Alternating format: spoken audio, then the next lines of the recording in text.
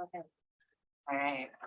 I'll call this meeting of the Board of Education to order. We have no written or in-person public comment today. We'll move on to approving the minutes. I move to approve the minutes from the instruction work group meeting dated June 5th, 2023. Second, Board Member Nichols. Thank you, Board President Nichols. All those in favor? Aye. Aye. Aye. Aye. Motion carries 6-0. Oh, I'm sorry, I didn't realize your advisory vote. Talia. Aye. Thank you, Talia.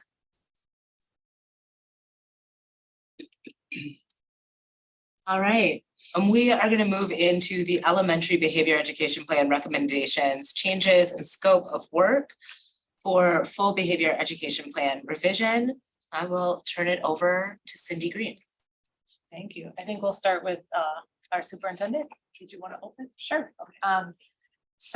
Thank you, board members, for being here tonight. Thank you, Chair Muldrow, for facilitating this meeting tonight. We'll be talking about the BEP policy as a follow-up to our conversation at a former full board meeting. And while the conversation tonight is about BEP policy, it is actually primarily about climate and culture. This presentation is intentionally child-centered, kids first versus adult-centered. We want to be clear about that. And we know that the board wanted more conversation to understand changes around procedure that could inform policy and rationale for other changes in practice. So tonight we have a team of folks from the district that will present and answer all content and questions as we engage in the discussion. So Cindy, thank you for being here. I'd like to welcome Lily Handgardner. Lily is our coordinator of progressive discipline. Welcome. Carletra, our superintendent for school leadership, assistant superintendent for school leadership. Leah Esser, the executive director of student and staff support. And then also we have Nancy Molfenter with us, associate superintendent for student services. Should we also need her voice in the meeting as we discuss. So Cindy. Thank you so much. Good evening, Board of Education and our community. Jesse, could you share the slides, please? Thank you so much. And if you could just go to the second slide. Thank you. We always start with our strategic framework goals, and I'd like to just uplift goal number 2 tonight because I really want us to be thinking about how the conversation we have and eventually the decisions we're making are really thinking about how our district and how our staff, our students, our schools are thriving. And it is a place where everybody feels a sense of belonging and everybody feels like they can thrive, as well as thinking about our climate and culture. Next slide, please. Always our core values as well. We like to ensure that we're thinking about our core values when we are making decisions and when we are putting forth recommendations. Next slide. But before I turn it over to Lily, who is our coordinator of progressive discipline, I just want to frame that we're going to have 2 conversations tonight. There'll be a pause point after our first conversation where we'll have a discussion, and our board chair, Muldrow, will lead that discussion. This first conversation is really around our behavior education plan, elementary policy components. We had a conversation in June with the Board of Education. We received some feedback and we would like to revisit that conversation and share our best thinking right now in terms of our recommendations moving forward and the options that we are setting for the group. And then our second conversation is really going to be about our plan forward with changes to both the implementation of the behavior education plan and changes to our policy more holistically moving forward. Next slide, please. And you could go to the next slide, please. Thank you. All right, I am going to turn it over to Lily, and Lily's going to walk us through the next few slides. Thank you. Hi, everyone, and good evening. My name is Lily Handgardner. I know I met or was at least before you in June to put forward some behavior education plan revisions. So thank you for inviting me again. We wanted to sort of this conversation, at least the first part of what is before the board today, is a continuation of a conversation that started in June. But all of what we're bringing before you today are going to be proposed revisions that would only affect elementary and our elementary BEP. And so our kind of two goals, as stated, is to propose some revisions that would memorialize the elementary school moratorium within our elementary behavior education plan. Currently, as the elementary BEP reads, the moratorium is not within policy. And so the first set of revisions that we're putting before you is just to make sure that the policy reflects what the board, what y'all have put forward with respect to the moratorium, to make sure that the communications to schools and families, of course, and the community is clear that the expectations that our schools have in responding to students' behavior events is clear. So that's goal number one. The second goal and the last revision that we're bringing before you today is a continuation and a reworking of one of the proposed revisions that was before the board at the end of June. And that is a potential exception to that moratorium if the board were inclined. As both Cindy has stated, as well as Lisa, we reworked the language and kind of are putting forward our best thoughts to make sure that the language and our policy is putting students at the center, putting students' needs and a student's needs at the center, not prioritizing the needs of a school or certainly not of adults over a student's needs. So that is what the goal number 2 proposed. Your next slide. So the way that I structured sort of the decision making, just so that hopefully it's clear, is that the decision 1, lines 1 through 4 that you see on this slide would be memorializing the moratorium within our elementary behavior education plan. So these are areas where there's currently still reference to out of school suspension and or expulsion. And what we're proposing is to remove any language that references out of school suspension. The proposed revisions would be converting any days that previously allowed for out of school suspension at elementary to in school suspension, thereby removing any out of school suspension language in light of the moratorium. That's what lines 1 through 3, that's what those changes refer to. Line 4 then just removes language that refers to mandatory out of school suspension and recommendation from expulsion from the elementary behavior education plan, again, in line with the moratorium that the board has put forward at the end of 2021 that is in effect. And so the decision 1 that we ask the board to consider is if you vote yes on lines 1 through 4, that would codify the moratorium within policy. If you were to vote no on lines 1 through 4, then the moratorium would still be in effect. Elementary schools would still not be permitted to suspend out of school. However, the language within the behavior education plan would not reflect that policy. I don't know if it's, we can go to the next slide. And then this is decision number 2, as we're calling it. This is the last proposed revision. The language reads somewhat differently than a proposal that was before the board in June, but would essentially give an exception to that moratorium. So what it would say is that in extenuating circumstances where the principal believes that a student in grades 4 or 5 is exhibiting behaviors that pose an imminent ongoing risk to the health or safety of the student or others, the principal may request an out-of-school suspension for the student for up to 1 school day. Such suspension period is not to exceed the remainder of the day of the incident and 1 additional day for planning for the student's needs, with a readmit conference occurring on the 3rd day. Final approval shall be at the authority of the superintendent's designee. And so one thing I wanted to call out was that we did hear from the board back in June about some reservations and some concerns about the punitive nature, naturally, of suspensions. And we agree. And so what we wanted was to both give fidelity to our data, and to call things what they are.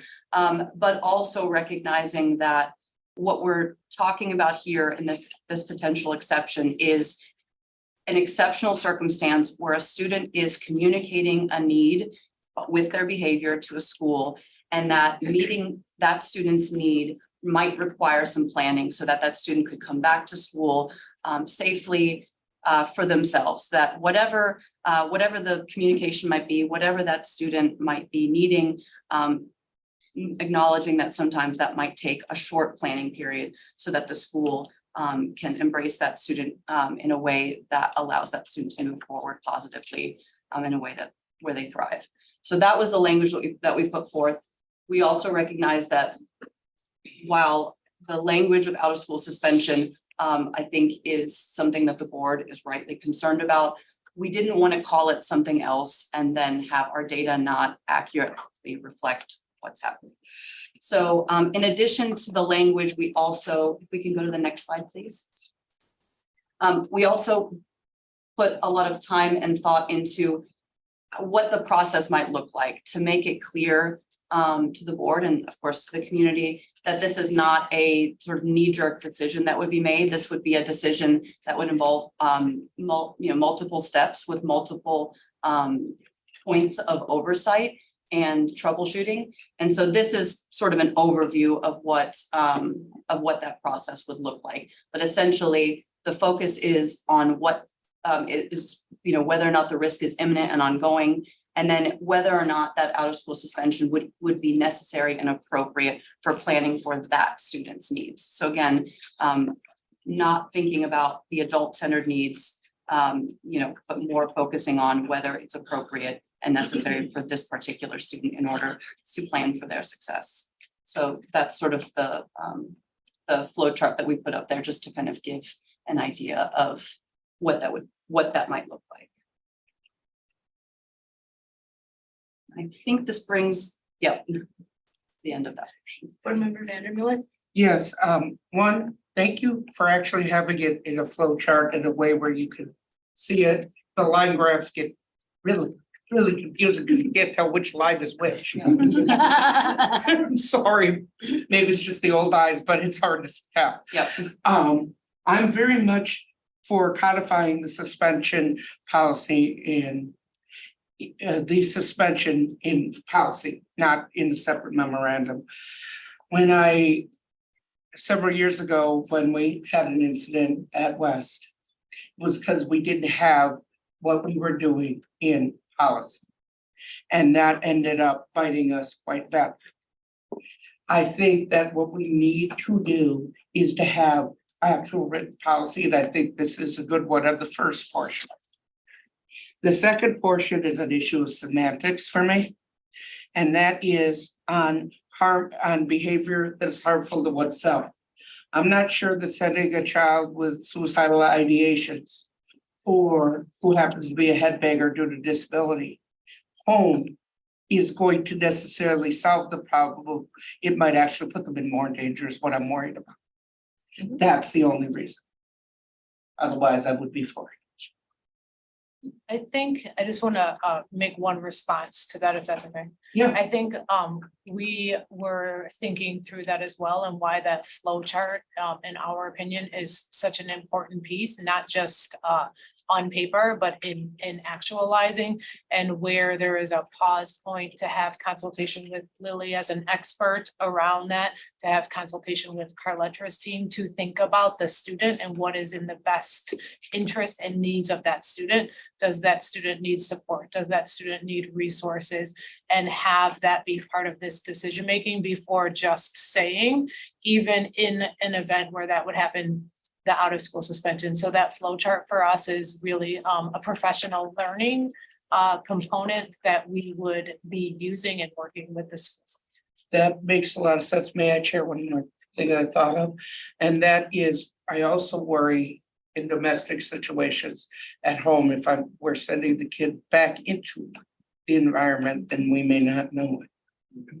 And I know we're not perfect, no one is. I mean, this is a crime that people don't know about for years. Is there any way safeguards we could put, or is there really? I can't think of any, but still, part of me thinks to raise.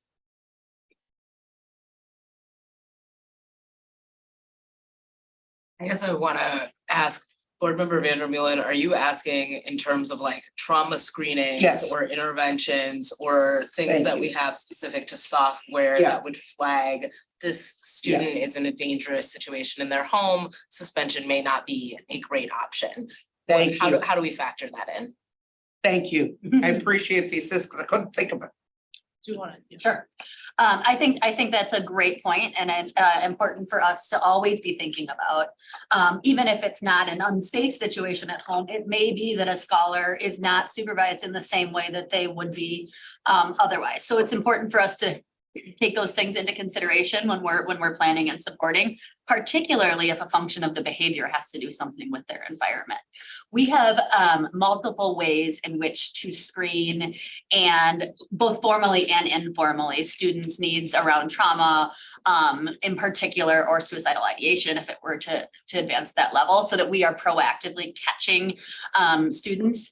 Our social workers, psychs, counselors, et cetera, in our buildings are also incredibly intuitive and very well connected to our scholars who are demonstrating increased needs. So it is typical that if there is a situation where we think potentially there might be something unsafe happening in the home, we've already sort of flagged that as a team and work with either the family or Child Protective Services.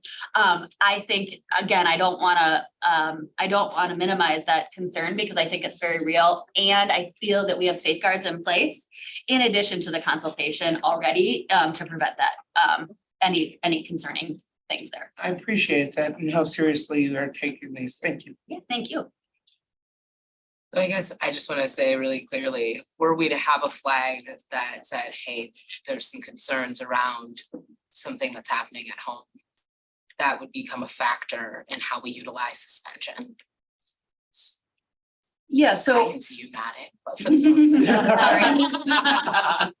So I would say yes, that the flow chart is not an exhaustive list of the questions that would be asked during this process, or all of the considerations that would be taken into account or appropriately considered before making that determination. So the flow chart is sort of meant to just show kind of the multiple areas where, if we get to a certain point in the decision-making process and there is a concern that the student remaining at home may not be safe, perhaps, then that could likely be a reason why, let's say if we're at the point where it's consulting with me, where I would say, no, this is not the most extraordinary situation where an out-of-school suspension would even be appropriate, right?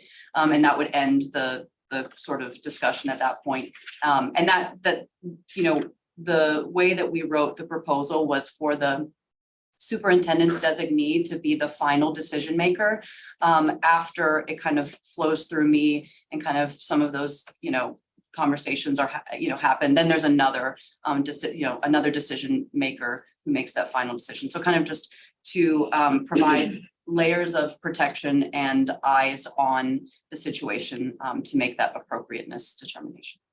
Board Member Vandermeulen, thank you for your questions. Board Member Simkin. So I'm thinking about behavior as a form of communication. So the child is telling us that something is wrong. Before I start to dig into, what level of resources would be needed if we were to decide we wanted to do something different, can you just frame about how many children are we talking about? So the proposal is meant to only refer to the most exceptional circumstances. So what we did do is pull some data points to just kind of see, how many students might we be talking about in a given school year. And so some of the data points that we pulled, narrowed for only 4th and 5th grade students, because that is what this policy revision, or that is who this policy revision refers to. We're only talking about, the exception would only apply for 4th or 5th grade as it's currently written. So it filtered for 4th and 5th grade from our last school year, and students who exhibited behaviors that were coded as either levels 4 or 5. which would be the highest, most high levels. That result was 53 total incidents, throughout the district. And of those 53 incidents, about 17 individual students. So that is kind of the group where this would even, I would say, be a question about. Okay, thank you for that. That helps to frame it more for me, and I just want to listen to everyone else's comments and questions before I say anything else. Thank you. Board Member Nichols? Thank you, Chair Muldrow. Let me get my hand out. All right. I have a few questions. First, I just want to pressure test my understanding on a couple of things. So under the first decision, I brought my copy of the elementary behavior education plan. And as I'm looking at the behavior response grid, which is what schools look at, right? Okay, so it currently says level 4. A level 4 actually requires intensive administrative intervention. And it can be up to 1 day in school suspension, and for 4th and 5th graders, up to 3 days of out of school suspension. That's the way it's currently written. So some of the changes that you're proposing tonight would say for the 4th and 5th graders, that up to 3 days out of school suspension would now be gone. And it would be replaced with the 1, maybe 2 days of in-school suspension. Right, so I think the way that, I just want to make sure that, I think that the way that we wrote, and obviously this would be, at the board's discretion if there's any specific languages from slide 7 that you would want to change. But it would be up to, let me just make sure, yep. Because there's one that's up to 2 days. Yes. And then there's one. That's right. A couple that are up to 1. That's right, correct, yes. Okay, so it really, it strikes out any opportunity to use out of school suspension and replaces it with a shorter duration of time for in-school suspension. Correct. Okay, so I do want to just follow up just for my own understanding. So if I were to just look at one section of the elementary BEP right now, where I see a lot of level 4 dots, which is in the category of alcohol, drugs, and tobacco. So if a 4th or 5th grader is found to have, let's say, an electronic smoking device, and there's been multiple instances of that, and they're now up to a level 4, they would now go into an in-school suspension kind of room for a day or 2. Or that would be the maximum, or like, it doesn't mandate that, but that would be a possible response in addition to any other supportive measures, education, treatment, all of that. Okay. That just sets, I don't know if this is the right way to frame it, sets a cap on the level of response or on the response. Okay. Thank you for that understanding. I've got a couple follow-up questions coming. But I want to make sure I've got the right context. Okay, then the other part of the proposed change is around level 5. Is that right?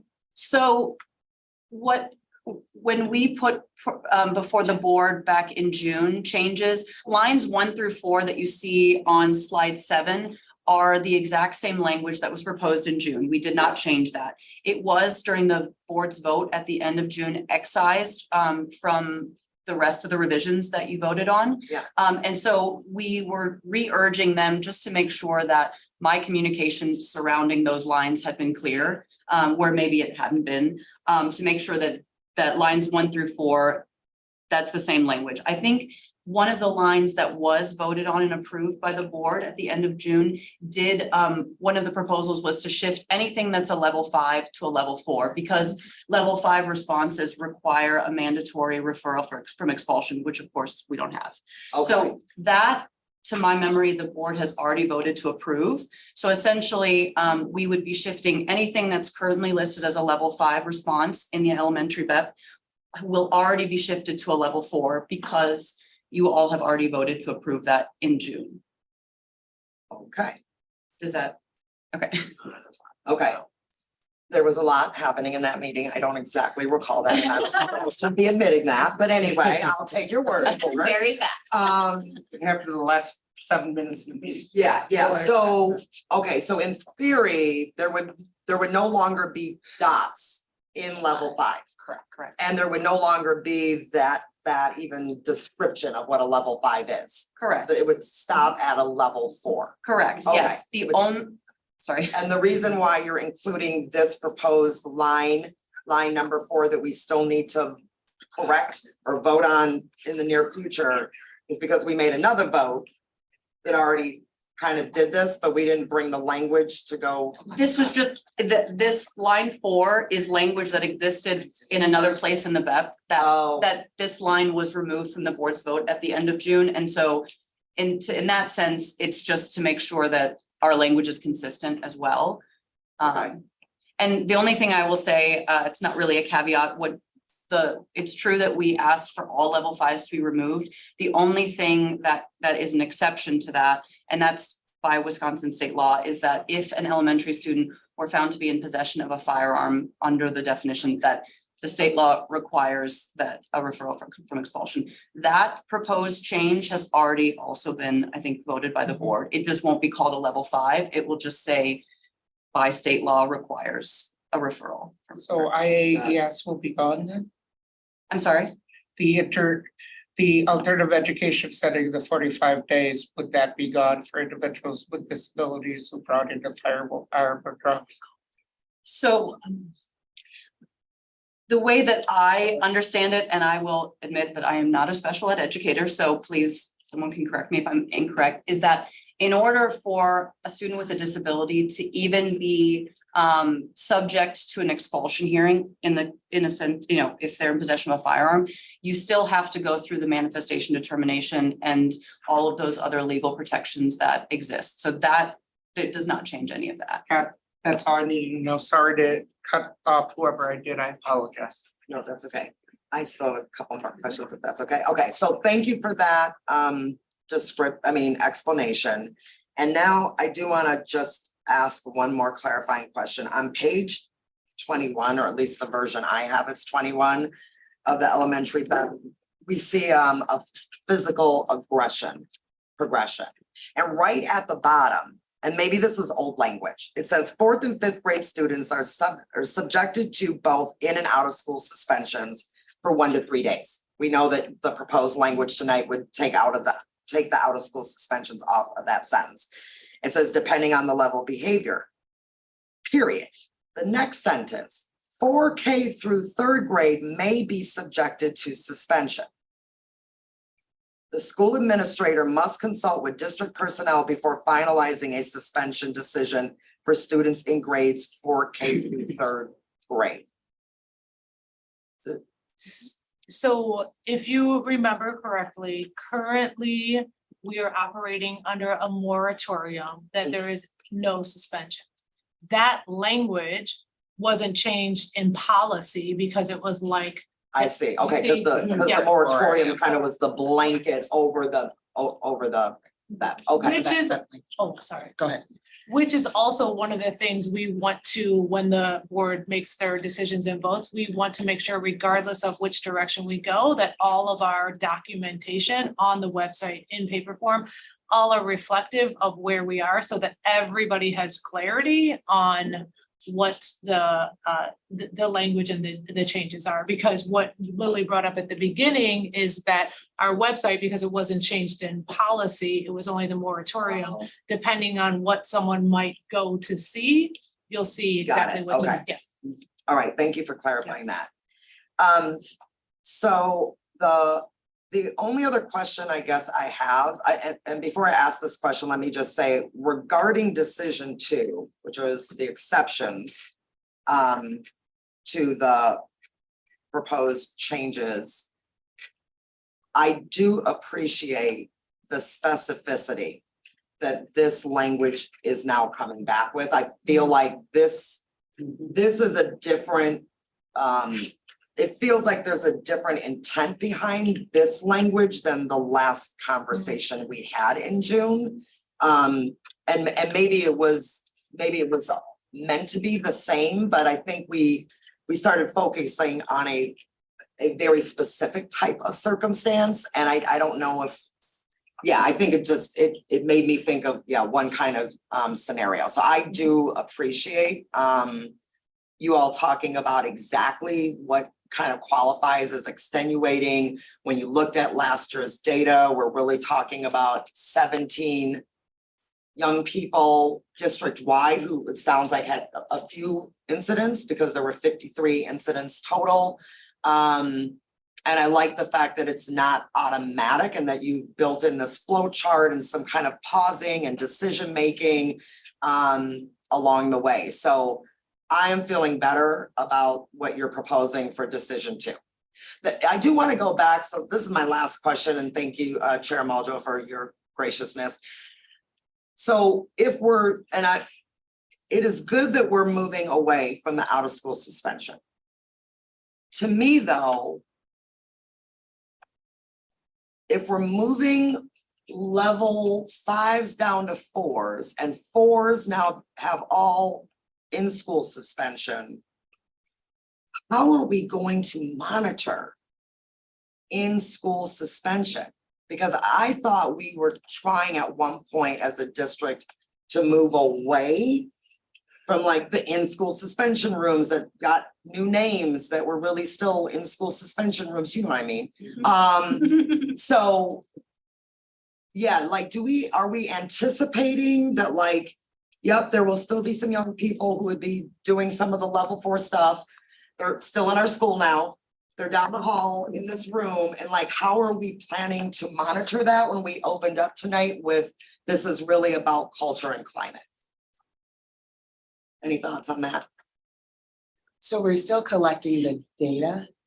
So when students have incidents, we are still recording those incidents, and then we're also still recording if that's how that incident was solved. So if it was an in-school suspension, or if it was something that was an alternative to in-school suspension. So all of that data is still being collected by schools. Okay, thank you for that. And that, so you're collecting the data, that's great. Some of that data can come back to the board at some point, as you all are making revisions moving forward. It doesn't tell me though how you're gonna be guiding schools around, I don't wanna say overusing in-school suspension, but it almost becomes like the only default they have. Do you know what I'm saying? I don't, and I don't wanna sound negative, because some behaviors, you know, I know we have progressive discipline, so I'm just wondering, because it felt like some years back, there had been data collected on how many students were being referred to in-school suspension. And then that was alarming. And then it was like, okay, now we're giving guidance to schools that like, stop using in-school suspension rooms for the kids that you don't want to have in your classrooms. Do you know what I mean? So I think where I'm just wondering is like, how might we anticipate how these shifts will be positive in terms of no kids are being suspended out of school, but it changes something inside the school?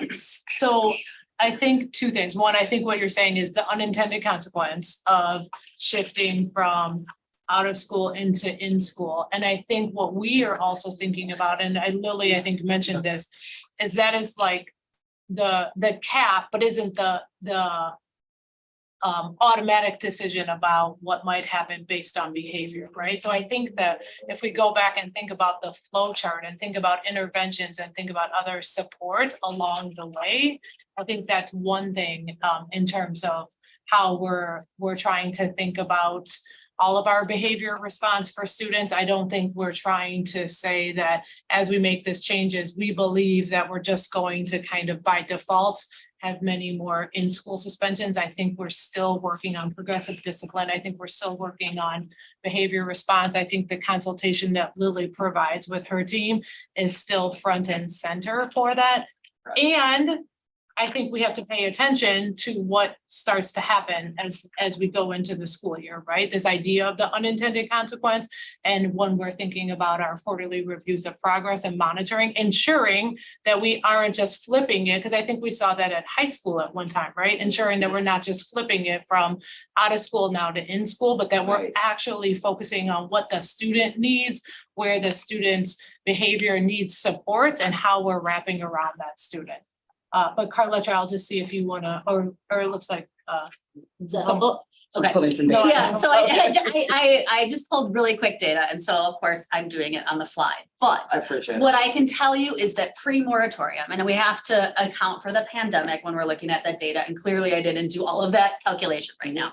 But I looked at this last school year, and then I believe it was 18-19 that was the other number, I'll double check. But we went from 616 in-school suspensions pre-moratorium when out-of-school suspension was still allowed in elementary at 4 and 5. Last year, we were at 242. So we've had a 61% decrease in the use of in-school suspension. I don't know if I could say as a result of, but following the moratorium. So to your point there, I think the data suggests that we would continue that trajectory, but that would be something we really want to monitor and be supporting very, very intentionally. But I do feel hopeful that our schools are seeing other strategies for addressing behavior based on this data. I'm not sure we can use that data because of the pandemic, was not time, so. I did it the year pre-pandemic, and then skipped the pandemic years and went to this last school year. So it's not super scientific, but in this moment. It was nobody online. It was, I did the year prior to. Board Member Mosner Feldman. Thank you. Thank you to the whole team for putting this together and for such great questions. Michelle, I especially appreciate, Board President Nichols. I super appreciate your questions about, okay, so like what are these in-school suspensions like, and how do we ensure that we're not overusing them? So I have two questions and two things to offer. The first thing to offer is that student needs and adult needs are intertwined, right? Like assuming that all of the adults who work in MMSD are out for the growth and success of all our students. Like those needs are intertwined. And I bristle when they're pitted against each other, even like in a framing. Question I have is about, I have two questions. One is that the last time we heard about this proposed change, a lot of the sort of conversation was about like sort of forcing collaboration with the family and using suspension in that way. And I'm sort of curious, I don't see that anymore in the conversation here or in the changed language. And so I'm sort of curious about how that thinking has shifted because I just didn't think it sounded like it would work to force a family into the collaboration and have that be like good for the student. And related to that, can someone talk to me a little bit about the notification letter and what is the mandated content of that letter? And what is the vision for how this would be communicated with a family who's, 10-year-old is super duper struggling. So I'm curious about those things. And then my last thing that I would offer is like, I'm curious what other options exist for that pause and planning that don't include suspension, that aren't suspension. I know I appreciate the like desire not to fake the data and be like, oh, well, we're suspending the kid, but we're not calling it suspension, so it doesn't show up and all that kind of stuff. But like a pause plan connect is different than a suspension. And I'm curious what could exist to support that kind of thing outside of this. And I'll be curious about that too, as we talk about in the next section about the BEP rewrite over the next course of the next year, because I think they're connected. So my questions were about what happened to the thinking that suspension would force collaboration with a family, and what is the content of the notification letter and the communication like? I've seen, you know, when I've seen suspension letters, they're really formal. And in my opinion, don't the really formal ones. And if those are, sorry, I'm going back and forth. If those super formal letters are like part of like the state statutes that are required in something like this, then just let me know. But those super formal letters don't invite collaboration and planning. And so I'm curious about where the content of those letters comes from and what kind of flexibility MMSD has around what goes in the mail. Yeah, thank you for the question. I will try hopefully to answer all of them, but if I forgot one of the questions as I go through, please just remind me. So I guess to the first question in terms of, you know, what are we hoping for with family collaboration and also what communication is required? Of course, having collaboration and working with a family to ensure that that student that student's needs are met and that the needs that are being expressed at school are communicated sufficiently to a family so that they can be a part of that process is I would say maybe the most important part of this whole sort of process that we're talking about, or one of the most important parts. What we as a district require in terms of sort of what do we legally require with respect to communication with families when we're talking about a suspension is when an out-of-school suspension is instituted by a school, currently obviously at the secondary level, written notice to the family is required per our policy. So, you know, that's kind of those form suspension letters that you're talking about. But that is in addition to what we tell our schools and what we train them to call the family to have, you know, a conversation that would be more colloquial, more, you know, obviously more question and answer, making sure that the family is clear on, you know, exactly what transpired and what the next steps are in a way where they feel that they're part of the process. And also making sure obviously that they understand exactly what has gone on. So I think as a lawyer, I understand that like a lot of times these like form letters can read very, formal and maybe not, they're not the easiest to read or to understand. And so that is one piece of the communication that we ask our schools to make with families, in addition to you know, a phone call and hopefully a sit down meeting with them as well. So that's question number one. And now I realize I forgot to say. The parent participation. Oh, right. So, you know, I hear what you were saying about like some of the maybe tone of the conversation about parent participation. You know, what was presented in June maybe felt like a way to force parents to be part of the process. And I would say like force is obviously not what we're after. And I think that suggests that the relationship and the collaboration is not happening in the way that we would hope. I would say moreover, I think it's important for us to acknowledge that there are big events that really communicate a big need from a student, and that communicating how big that need might be to a family is equally important. And so it's not about forcing a parent to a table, right? I think parents want to be part of their kids' lives and their kids' success. And so I think it's more about making sure that our communication throughout the entire process is clear about, you know, what has happened, what we see as maybe a need or, you know, steps in support. And that as the student then comes back into their school community, that we are prepared to, you know, to have that student be successful moving forward. So. And just to add really quickly, we know that the success of our scholars depends on the partnership between the school and families. And so that has to be a priority that occurs. And we also know that then parents are part of those interventions and the strategies that we're using as a school to attend to whatever the needs are of the students. So again, keeping students at the center, we have to work with parents in partnership in order to ensure that those strategies and interventions that we are implementing are working. So I don't want us to think about it as a forced piece, but it's a partnership with our families. Board Member Mosner Feltman, do you have other questions or follow-up?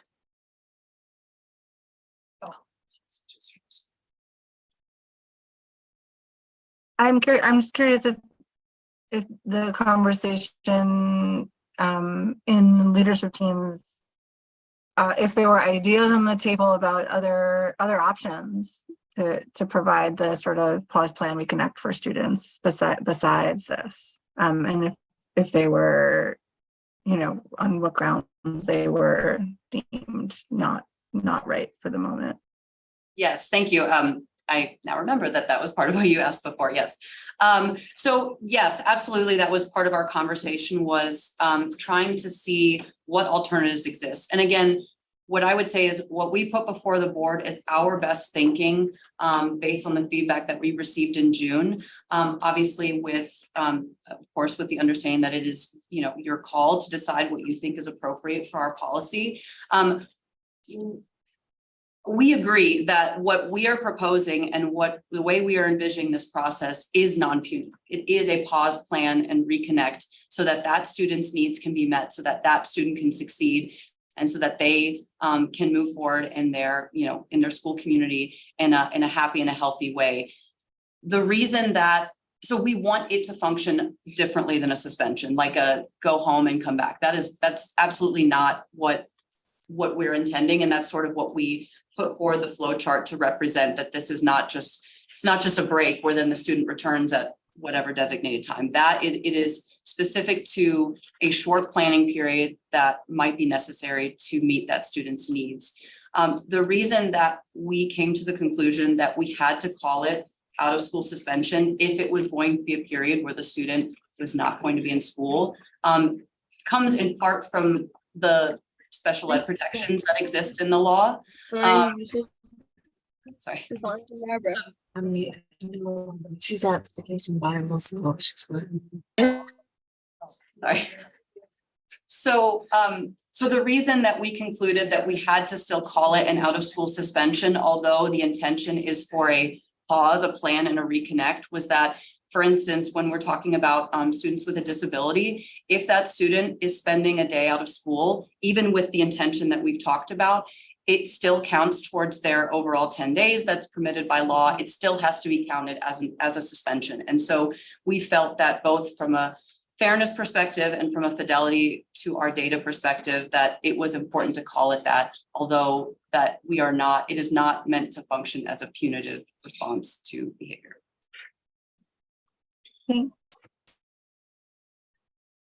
Board Vice President Pearson. Yeah, some of my questions somewhat have been already answered. I had similar questions to Michelle and to Blair, and a similar question of how many students from Laura. I'm interested in knowing of those students and number of students. And this is not to call out those students, it's just to understand like what we are doing better. If the numbers, the percentage change was so high. And so what are we doing to ensure that those kids are reconnecting? And so like, what is the number of like the students who, you know, the numbers that you gave me, 53 and 17 of those incidents were from 17 students. How many of those students may have been reoccurring multiple years? And then what are we doing to ensure that once fourth grade and fifth grade is over, that those students can, I think this goes back to Ali's question in our last board meeting about what are we then doing, like what is the difference between when from fifth grade to sixth grade. There's not a lot of difference, as same as eighth grade to high school and ninth grade, but yet the consequences are starkly different and the responses will be starkly different. And so like, what are we doing to ensure that our scholars are having those transitions where when they're in fifth grade, maybe those incidents stop. And then that way they can go into middle school kind of ready and sure. So that it's kind of like a compounded question, just about what number of those students are reoccurring multiple years or even like 2 years. And then what is then the plans for them as they move into the next phase of schooling.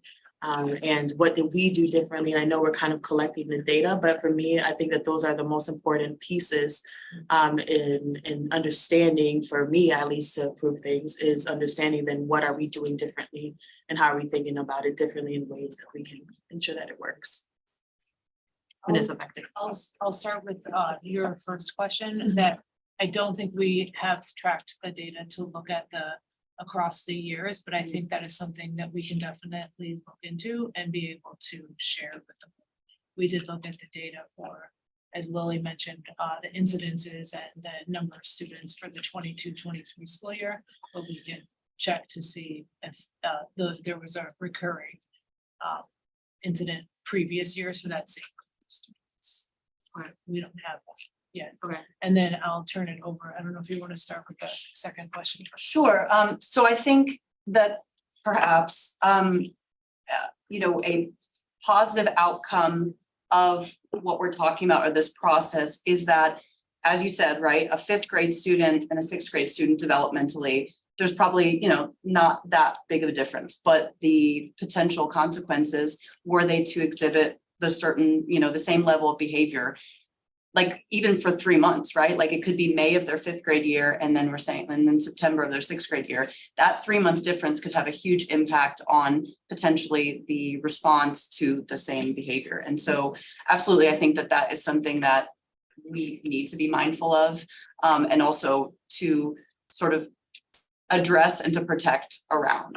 And so perhaps a positive outcome of having, you know, having intervention come from central office and additional support and intervention when a school is indicating to us that they need it, is that we know, you know, when that student is in 4th grade or 5th grade, hey, maybe this is a kid who needs, like, where we need to, you know, come into the school and we need to help additionally support that school so that they can address that student's needs for all of the reasons that are important, like for that student's well-being, and also so that when that student moves up into middle school, that we can help them, you know, that we don't start to address the situation in the most intensive way once they're in middle school, that we start it as early as we realize that it's necessary.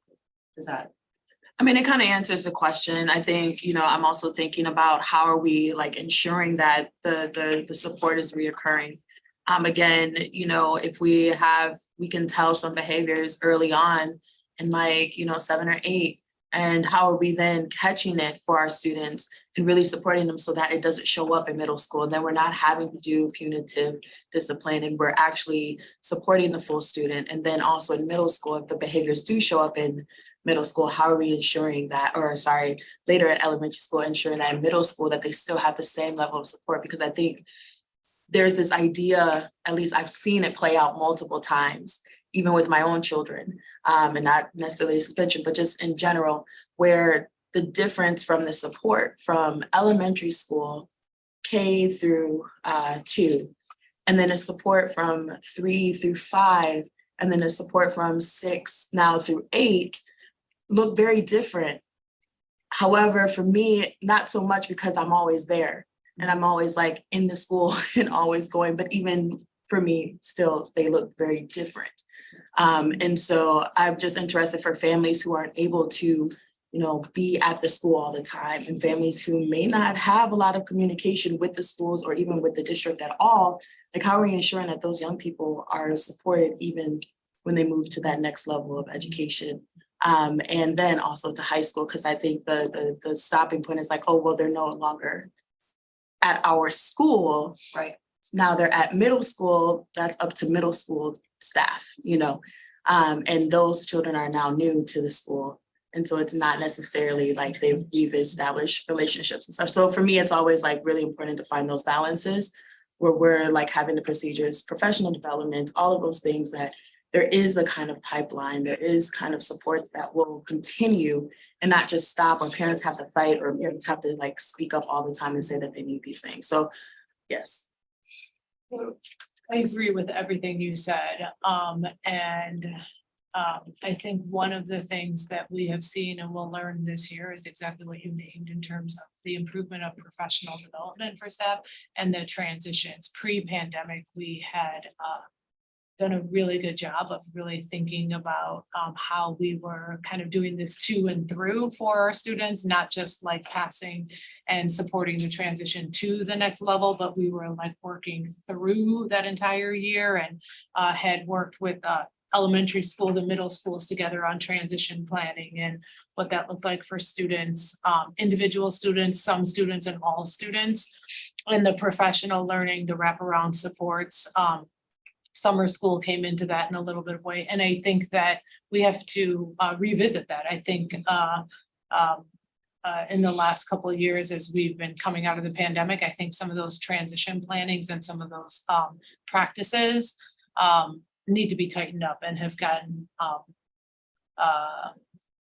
probably not as intentional as we should be. So I just am agreeing with what you're saying and thinking here about the importance of ensuring that as we're transitioning kids, not and the consistency and the coherence, right? Like K-12.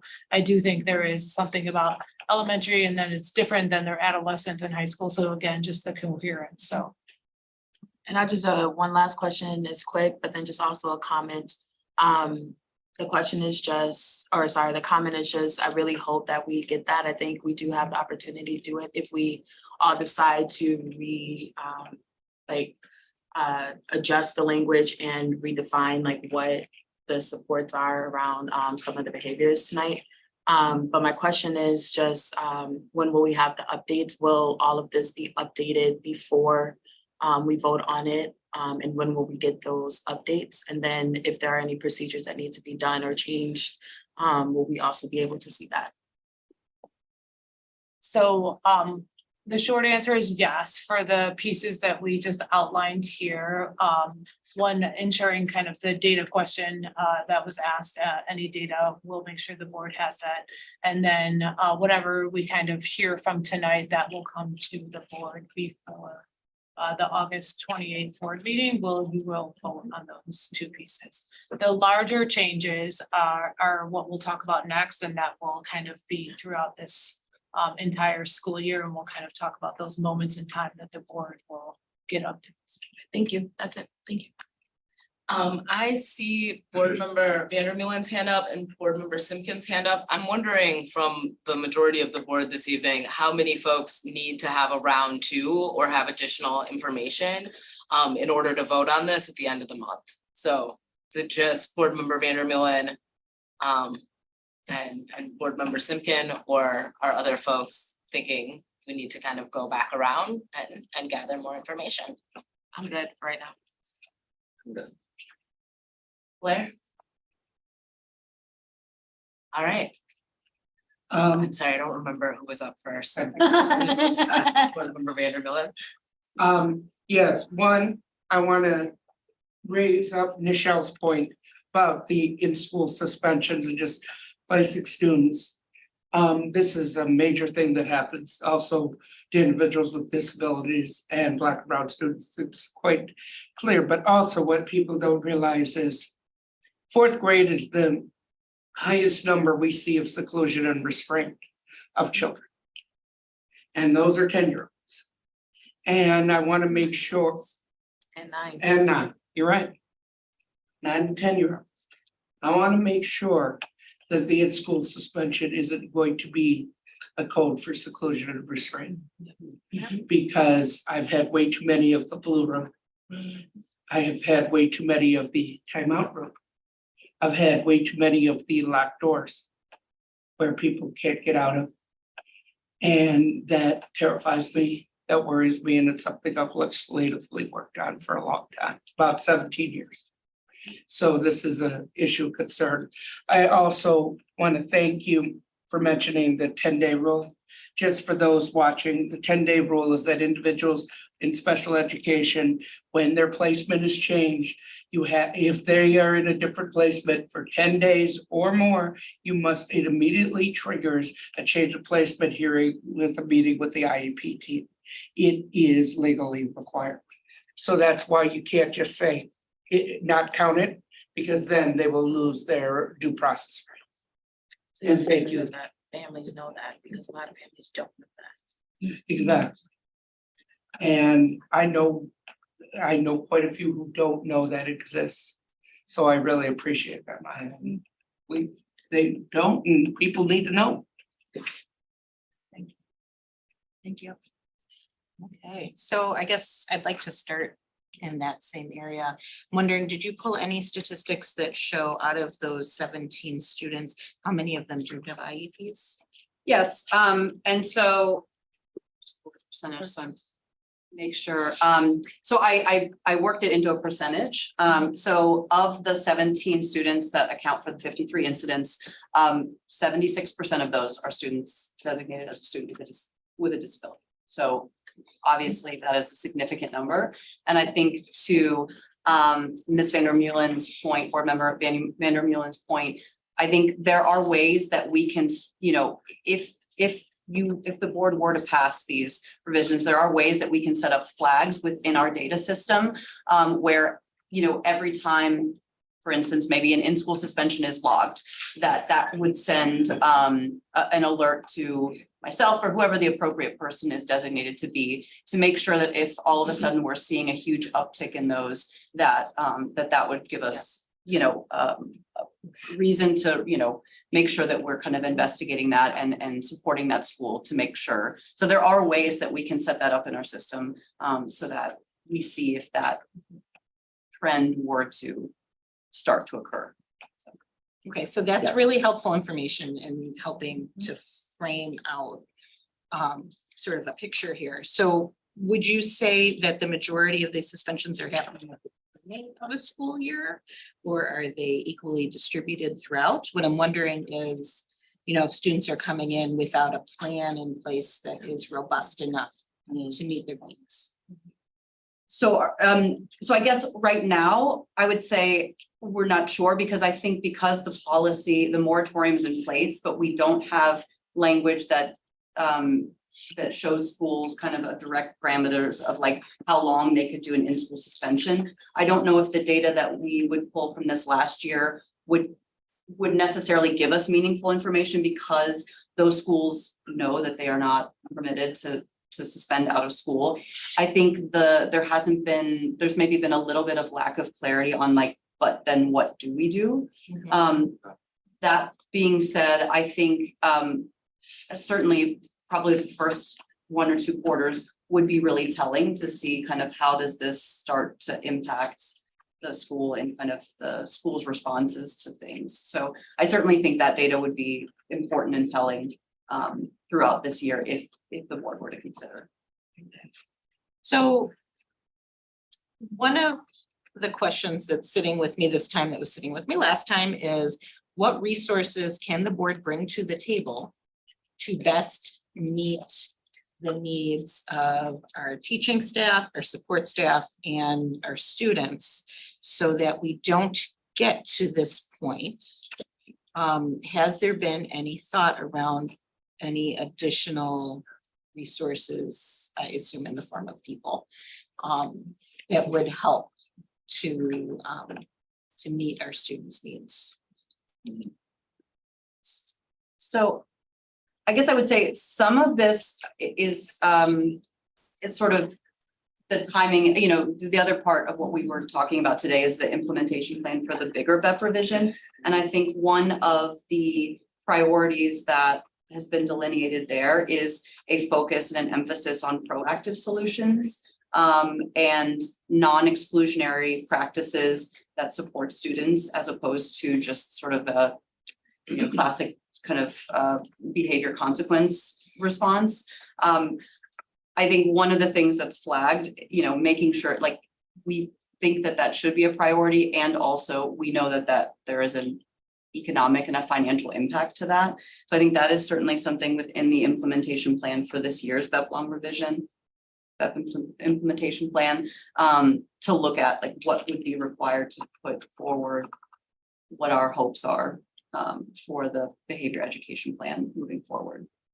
Yeah, the only other thing I would say is it isn't always just more people. I think it is about thinking about ensuring the professional learning, the supports, the systems, the processes are in place as well. Just more people isn't always going to support and be able to provide the right support for that individual and or what the behavior needs at that moment in time. So I think that's why this upcoming year is something we are really thinking about in terms of wanting to learn where we have had success and where our current policy is working well, where our practices are, what other districts are doing, and where we can bring a plan back that could potentially include financial implications and where we want to have a conversation around that.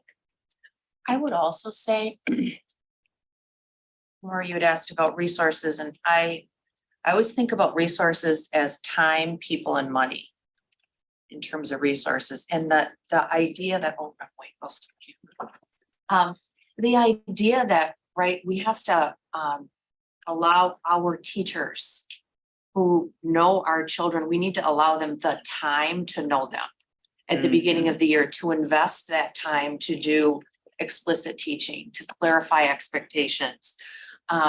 You know, we oftentimes hear, you know, teachers teach children. They don't teach content, they teach children. And, you know, as Blair said, you know, they are interconnected with children and the children that they serve in schools. So if we can set up the system, Cindy, to your point, to allow the grownups in schools to have that time with children, particularly in the beginning of the year, and right, the way that you all have set the calendar for, right, there's a day in advance for kindergartners and sixth graders and ninth graders ahead of anyone else, because we know those children are transitioning, like that gift of time for them to have that sort of okay, everybody's coming back and you've got, you know, 1,200 kids in a school. That's how I kind of see an example of using time to support kids in very much a proactive way, if that makes sense.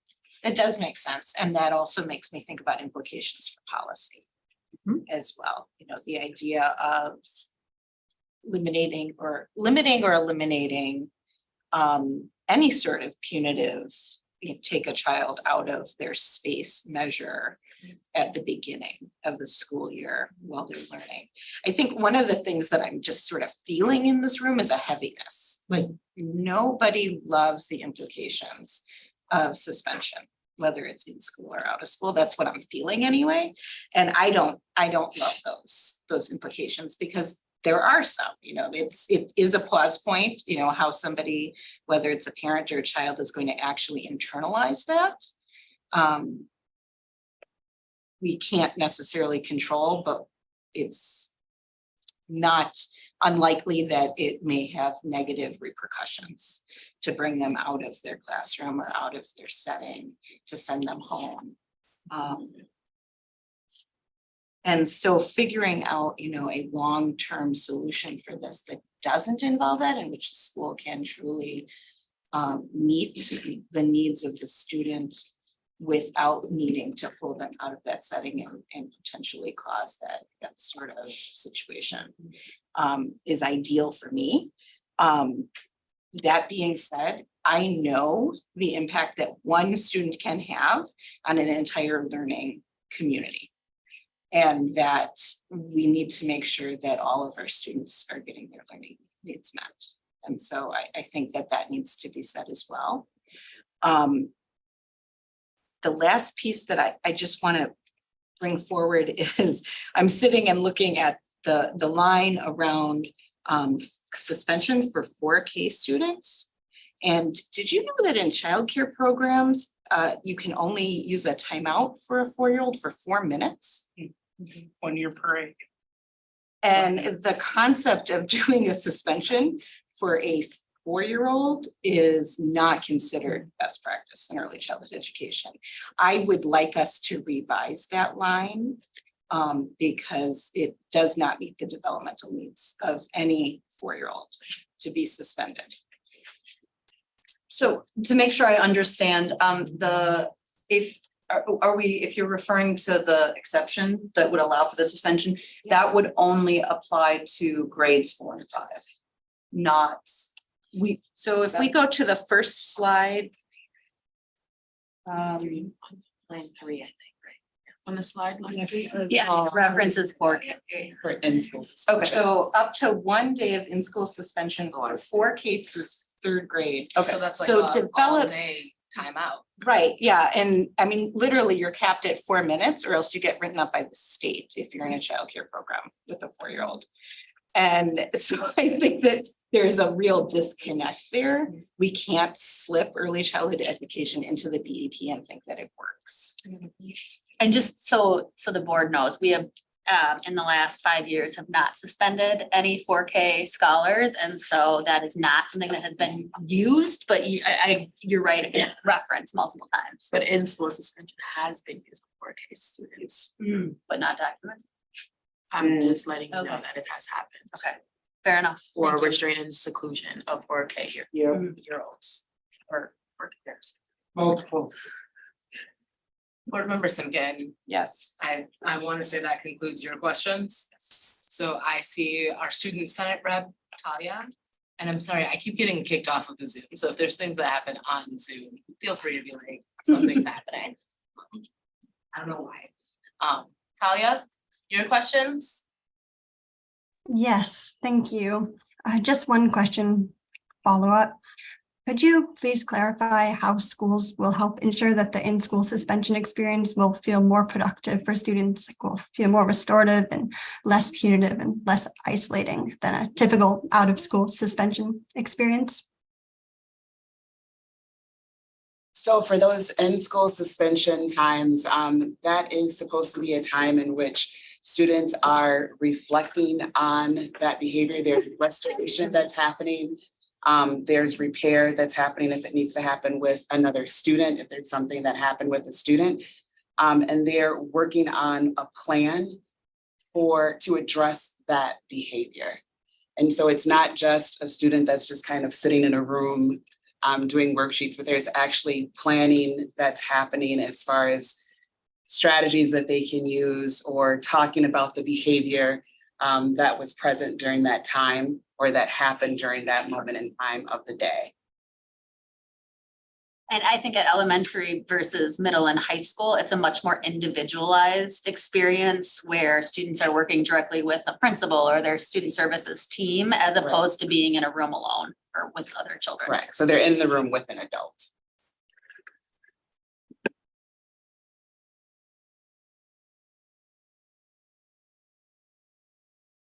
That's the last person I have. Board President Nichols. All right, thank you. I was just gonna say, as I reflect back to our June conversation. And even our June board meeting where we voted and actually made some motions on the floor, right, to like kind of remove language. What I was hearing in all of those conversations was that the majority of the board does not want to see any out of school suspensions at the elementary level, including 4K, right? That there was a strong commitment to not having that as a practice or a value in our district. So I think when I look at this specific language that's pulled out tonight, it seems like we're removing the out of school suspension reference in any form or format. Replacing it with in-school suspension. And I think where I'm hoping is that based on this conversation, we're headed in the right direction, and I want to make sure that our in-school suspension experience doesn't reproduce some of the, I don't know, like the kind of environment that a student really doesn't get to reflect, regulate, want to repair, want to get back into the learning. So yeah, hopefully we have the supports set up for that. And if we don't, I feel like we should have that kind of conversation about what does it really take to support a really progressive restorative approach, which maybe is coming up in the next part of the conversation. I don't know. Thanks. Appreciate it, Chair Muldrow. Thank you. So I'm gonna add myself to the deck and then I'm like, we've spent like an hour and 15 minutes here. We are gonna vote and have this conversation. We're gonna bring the BEP in its entirety back to the board. So I do think we have the entire scope and sequence of this work group to discuss tonight, and I would love it if we can get into it, because it's gonna, you know, define how we navigate this school year in a lot of ways. So I want to start by thanking you all for the work you put into this. I can tell that that we're engaged in a give and take conversation, that we're both trying to apply best practices and expertise of educators and our administrators, and we're trying to reconcile the historical reality of how discipline has been leveraged and utilized to harm students academically and socially in our schools. And I don't have to do a ton of research to look into that. I went to school here. I'm well aware of who got in trouble and who did not, and what those behaviors look like. So my first question for you all is, do we ever get it wrong with discipline? Do we ever say a kid did something and find out later, actually it was a different kid? I mean, I think it would be hubris to say that that's never happened. I mean, I think that would, yeah. So I would say, I'm sure that's true. So that has happened. I feel like we all know that's happened, but it never comes up in this conversation. Never in this conversation has anybody said, oh, we got it wrong. We thought so-and-so took the calculators and actually later on, we saw a video of the hallway, we realized it was a different kid, or we found him in somebody else's backpack, so on and so forth, right? What do we do if we get it wrong? If we say this kid was sent out of class for talking and actually a different student was the one being disruptive?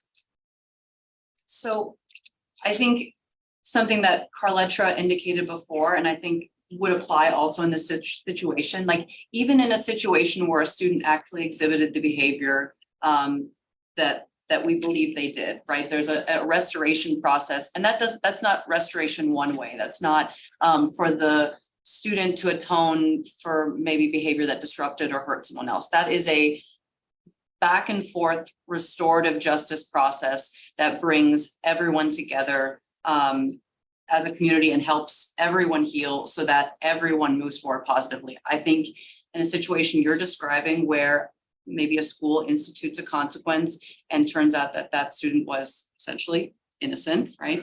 I think a restorative, a robust and serious restorative process would be called for in that case. So when we make a mistake, a serious and robust restorative justice process is what we want to do. If it's the adult who gets it wrong, we don't want to say, oh, this adult is in trouble. This adult should be suspended. This adult should have some kind of consequence because they mistakenly thought one kid made a mistake and actually it was a different kid. Okay, I think that's important to think about. When looking into this, I'm really grateful to Board Member Simpkin, because the other thing that doesn't come up often when we have this conversation is what is developmentally appropriate for a 9-year-old and a 10-year-old. I spent a lot of time looking at how you should intervene when a 9-year-old or a 10-year-old does something you don't like or you don't want them to do, in part because I have a 9-year-old who does things I don't always love, okay? And like we're working through some stuff. One of the things I read recently that I really like is the goal of discipline is to teach your child how to control their impulses and self-correct their behavior. The good news is the older your child gets, the more developmentally ready they are to do those things, but they still need a lot of structure at this age. Follow these 3 tips for disciplining school-age children 9 to 13. Set appropriate rules, create appropriate consequences, and set your child up for success. I like the idea of that part of this is we're teaching children.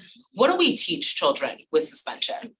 My understanding is that we're really teaching kids that rejection and exclusion can be leveraged as a consequence. Do we feel like we're teaching students something else using suspension?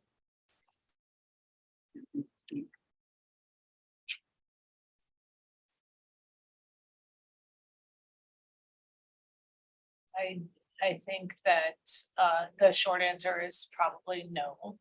I think when we think about kind of the practices that we're putting forward, then what we need to really focus on is what does that child need in order to be supported with whatever their behavior was, and how do we get their resources to them?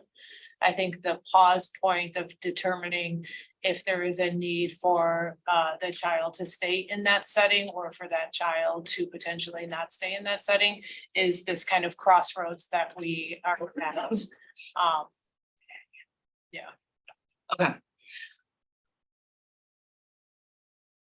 I think looking at how we address the behavior of 9 and 10-year-olds in 5th and 4th grade, wanting that to be developmentally appropriate and wanting students to learn how to engage is really important, right? You need good conflict resolution skills, and those are things that are complicated for adults to navigate. When we talk about restorative justice, one of the things that has really made me realize over and over again that we don't necessarily embrace the practice of restorative justice is that restorative justice centers the person who is harmed and what they want, not the person who perpetrated harm. When a kid is suspended because a major incident has happened, a whole class has been impacted, these are real things. We all know that that is a real situation that can happen. What is happening for the class while that kid is suspended? What is happening to help recover from that incident? What are we doing for the person who maybe was harmed in that scenario? So we're working with those students as well, and we're doing restorative circles in the classroom.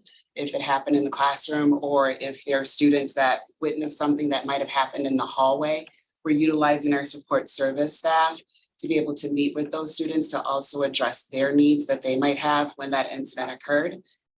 Central office, the student support team has actually gone out to support schools where there have been incidents that have happened where it might be a reoccurring issue that's happening at the school. So they're working with the school community on a plan for restoration, not just for that student, but like you said, it's important as well for the classroom and for the learning community as a whole.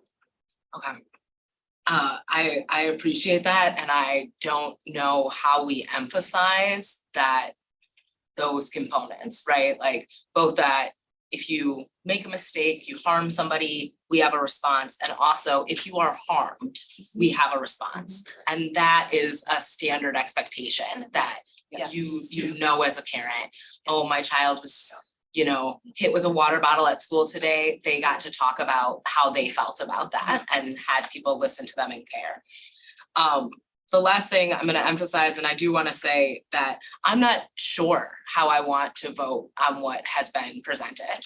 The fact that 76% of the students who this would apply to have disabilities, it feels really hard because that first line of you want to teach your child how to control their impulses, that is an inherently ableist framework in and of itself, like what I just read, right? In controlling your impulses is not always an option for everybody. I've worked with a lot of kids who would love to have a lot more control of their bodies or their faces or their tone of voice than they can physically muster. And that is with all kinds of medications and supports.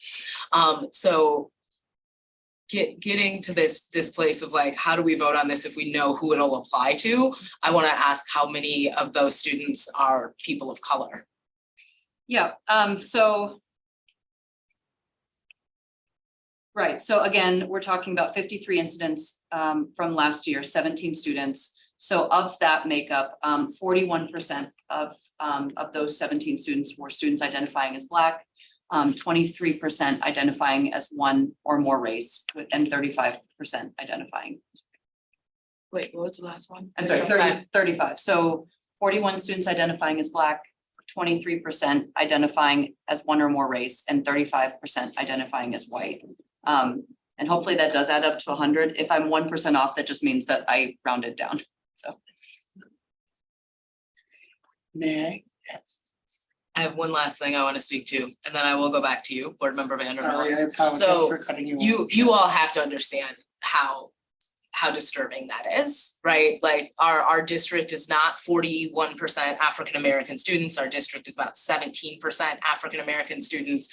And that is specific to grade level, right? So that's a higher percentage at the elementary school level as of right now. Yeah, the idea then is that the vast majority of students we would be doing this to are both disabled and children of color.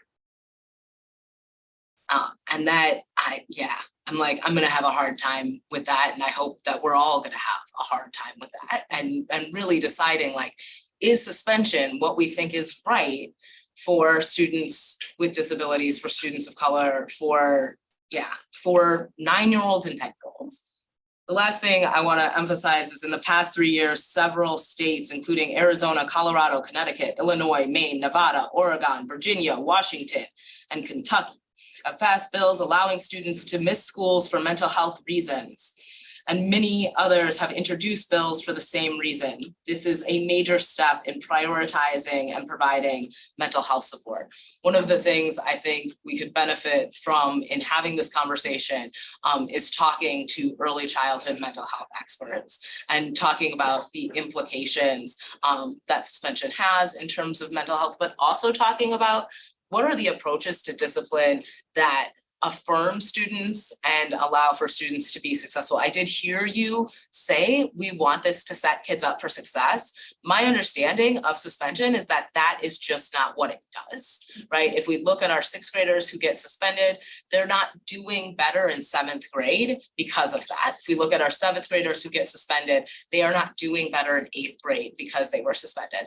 So I think unless there is some data that I am really missing where suspension garners positive results for people who are 9 and 10 years old, I just really struggle with how to vote for this, given the different factors we're taking into consideration. And I appreciate the effort and willingness to continue to have this conversation and to work really hard on getting us to a place where we are producing the best results for students and honoring the needs of entire communities in doing that. That's not an easy balancing act for us to really take into consideration. So I'll be thinking about this a lot. I appreciate my fellow board members' questions. Board Member Vandermeulen, we'll turn it over to you and then we'll move on to scope and Yes. sequence. The reason why I'm saying is this, as on restorative justice, I can tell you the one thing that helped me, even though it wasn't a circle, was a teacher telling me that a teacher was wrong. And many have heard me tell this story, but I'm going to tell it again. I'll just give you the cliff notes. My student teacher didn't like when I was 8 students who rocked back and forth. So when my desk flipped over, he ordered the entire class of 8-year-olds to laugh at me. And being 8-year-olds, they did so. 2 weeks later, he got a job in Fort Worth, Texas. And we were supposed to write thank you notes, and 18 kids did, and there were 19 in the class. And I refused to write that note. And I met with my teacher, who was smart enough to ask me why. 1, asking a child is huge. 2, what she said is what probably made me the advocate I am today. She said, well, Nikki, you write a thank you note when you have someone to thank, when they've done something nice for you. It's quite clear you have nothing to thank them for. To reaffirm that to an 8-year-old is incredibly powerful. And I know it sounds like trivial and that, but it wasn't at the time. It still isn't now. Honestly, we have to worry on our children's mental health and realize that anyone can make a mistake. It doesn't matter if it's teacher or student, it's anyone. But right now we punish mistakes more than we award success, and that kind of worries me. Okay, I'm done. Thank you, Board Member Vandermeulen. I want to start our conversation about scope and sequence by thanking Cindy Green and Dr. TJ McCray for all the work that you've done to prepare our scope and sequence for this work group. Moving into this next year, the priority of this year's instruction work group are The priorities of this year's instruction work group are inclusion of all children in every aspect of academic opportunity, as well as our commitment to transparency, reflection, and best practice. These priorities will allow the Board of Education to focus strategically on solutions and results rather than superficial components of programmatic services. In partnership with our leadership, we are taking on the workplace conditions of our educators and dual language opportunities of all students with a focus on mathematics, mental health and well-being, and so much more. Although we have an expansive agenda over the course of the next year, we also have approached this agenda with an incredible level of restraint and focus in order to ensure that our conversations are both coherent and productive. Hopefully folks get home, before midnight. Chair Muldrow, can I ask just a clarifying question? It looked like there were a couple slides on an overview of the app rewrite. Are we tabling that tonight? Do you want to, or are we coming back to it? Do you all want to jump back into the back before we move on to scope and sequence, or do you want to do the second half of the back after scope and I'm sequence? sorry. I didn't- No, I completely, that went on for long enough that it was like, oh, do we move? Be done. Why don't we finish this conversation since you already introduced it, scope and sequence, and we Okay. can come back to that. That's great. Afterwards. Yeah, we will now move into scope and sequence. Board members had the chance to contribute to what we will be discussing in this work group at our most recent retreat, as well as touching base beyond the retreat with individual board members as this work group's chair to ensure that folks' voices are heard. Obviously, many of us have big voices, we couldn't fit in everything, but I feel like we did our best between Cindy Green, Dr. TJ McCray, and myself. We've tried to make sure that we have a broad enough area of focus that the things board members want to prioritize are reflected in this agenda. However, if they are not, please let us know this evening. Jesse, are you able to pull up the document just in case anyone would like? Board member Mosner Feltman, I see your hand. Is now the right time for some feedback? Around scope and sequence. Yeah, for the instruction work group for the year. Do you all want to talk through it first, or do you want questions on it if board members feel familiar with it at this point? I think if everyone has had a chance to look at it, we're okay with questions. I'm just having Jesse pull up. Could you scroll? Yeah, just right there. That's perfect. As long as everyone's had a chance to look at it and we've made some changes since we had our board retreat, I'm great with opening it up for questions. Can you highlight the changes? Absolutely. We went back to really thinking about the concept of major and minor in terms of one presentation a night and one written format. We also heard about ensuring that we were uplifting and focusing on mental health, what we're doing for our students specifically around mental health. So that was in there. And then one of the other major changes was around some of our required grade level content.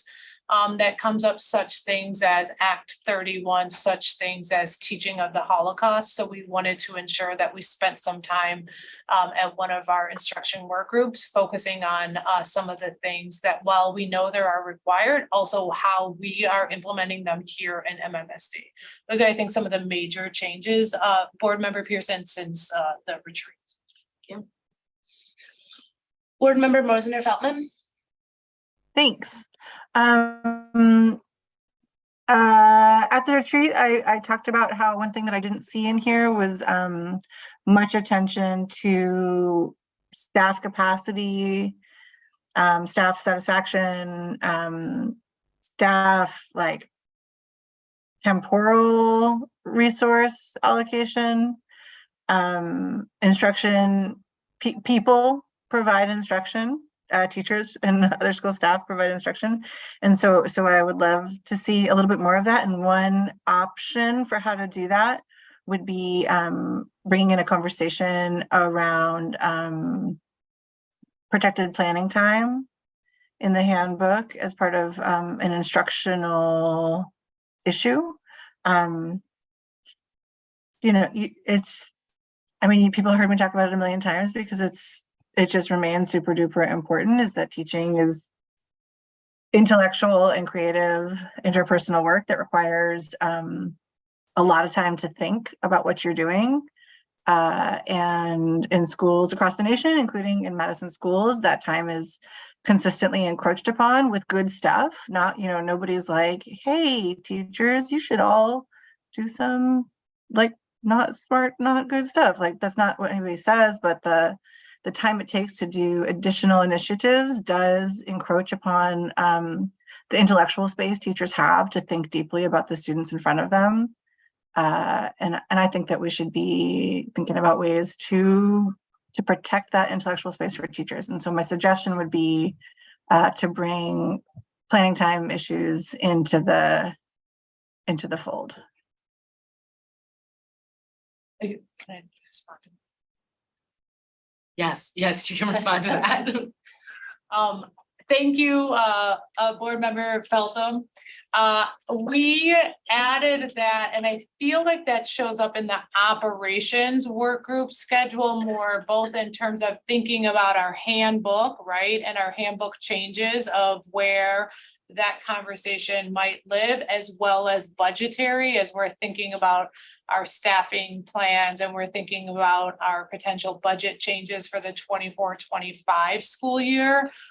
So that's where it shows up. I deeply understand your connection to instruction, because many of those people were talking about deliver instruction, but from the kind of calendar standpoint, that's where it's showing up right now based on that conversation from the board retreat. Board Member Yeah, Vander. I do. Oh, sorry. I'm Can I sorry. follow up? Yeah. I wonder, with trust and respect, I wonder if calling those issues operational issues and saying that those aren't, and divorcing them or leaving them out of conversations of instruction, I worry about it, I guess I would say. And that's it. With trust and respect, I worry. Thank you. If I may. Board Member Vanderbilt. I think at the beginning of the year on separate priorities, in order to understand the separate priorities, I think planning time is a natural, which it fits there because it involves how much time our teachers have versus and how much it's used. I understand how it's in operation. I just think it could fit into both. And I think that we can budget the time and understand it better with our students if we could fit it in both places. So I was thinking possibly there. The other thing on employee handbook, which I think is necessary, would be with probably the special education update. And the reason why I put this is very simply every year we get questions. We get questions on our CC teachers covered in PD, our CC teachers affected by these changes in the handbook. And we have to keep saying those are handbook issues. I'm wondering if we could put them together because I keep getting emails. Am I bound by this? Am I not bound by this? And I saw a lot of confusion last year, but that's just my suggestion. I wonder if, can I offer something? I wonder if there isn't some way to clarify that. Also, what you're saying, Nikki, just around the special education teachers, because they are teachers covered by the handbook. Yeah. I'm wondering about also, is there a conversation that we could have during a superintendent's update around what instructional planning looks like for teachers? Okay. Might not be in a work group, but it might be a conversation in a superintendent's update in that scope and sequence to get after sort of what's happening, how people are using that time and what it looks like over the course of a month. I would just offer that because I know it's hard to fit everything into this scope and sequence too. You could also, if I may, Chair, Yes, Board Member Vanderbilt, absolutely. my other suggestion would be under the topic of mental health in December, because Chair Muldrow brought up mental health days for students. I think if we could fit in mental health days on students and staff, should also be a workbook issue if it's staff and still manage to get it in there. If possible. Again, I know I ask a lot, but I appreciate the work. And that's all for me. Thank you, Board Member Vanderbilt and Board Vice President Pearson. Yeah, like I know that we have in April, we're gonna talk about the grade required level expectations. So Act 31 and Holocaust. I know I had mentioned about ensuring that Black and Brown histories are also being not only pigeonholed in February, and that we are actually teaching that throughout the entire year. So I understand like we have the requirement for Act 31 and Holocaust, but as we've seen, more specifically Black histories being throughout the country, being retaught in some very facetious ways. I think it's important that we also reestablish our commitment to teaching Black history correctly and not only during February and not starting from slavery. So I would like to see that in there. Yes, again. I second that. Yes. Very hard second for that. If I could respond to that, I think my bad, because I put such as, but I didn't like make an exhaustive list.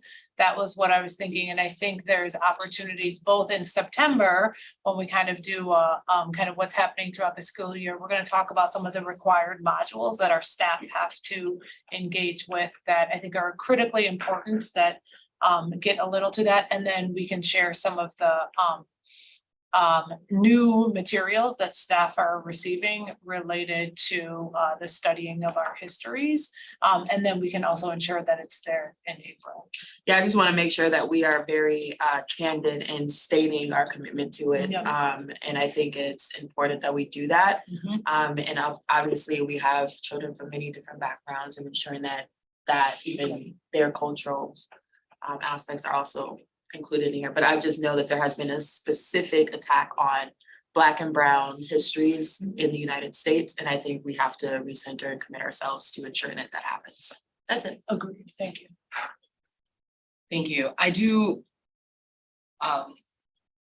want to acknowledge that Board Member Mosmer Feldman's comment in terms of how we include instruction and connect that to every aspect of what we're talking about in the instruction work group, is that the people who actually do instruction and their reality has to be factored into the conversation. And so I wanna thank you for raising that, Blair, and I wanna think more about how we do that proactively and effectively.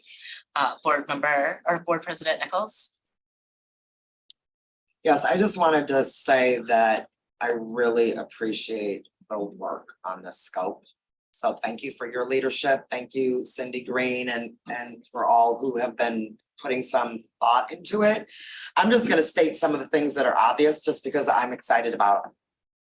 I love starting September with a focus on what school improvement plans and priorities are looking like, getting an inside view of how schools are goal setting. I think that's important for us as board members to kind of understand how our schools and some of the systems are being set up. So I am very appreciative of that being on the agenda. Love that we're gonna focus on academic and social emotional learning and mental health to kind of kick off the year. So I like that. Happy to see special education up in October, so kind of early in the year. I do want to just clarify, is in the past, we've had like a special education plan. I don't know if we're doing the plan anymore, but is the updates, what I guess is included in the updates? We voted on the plan.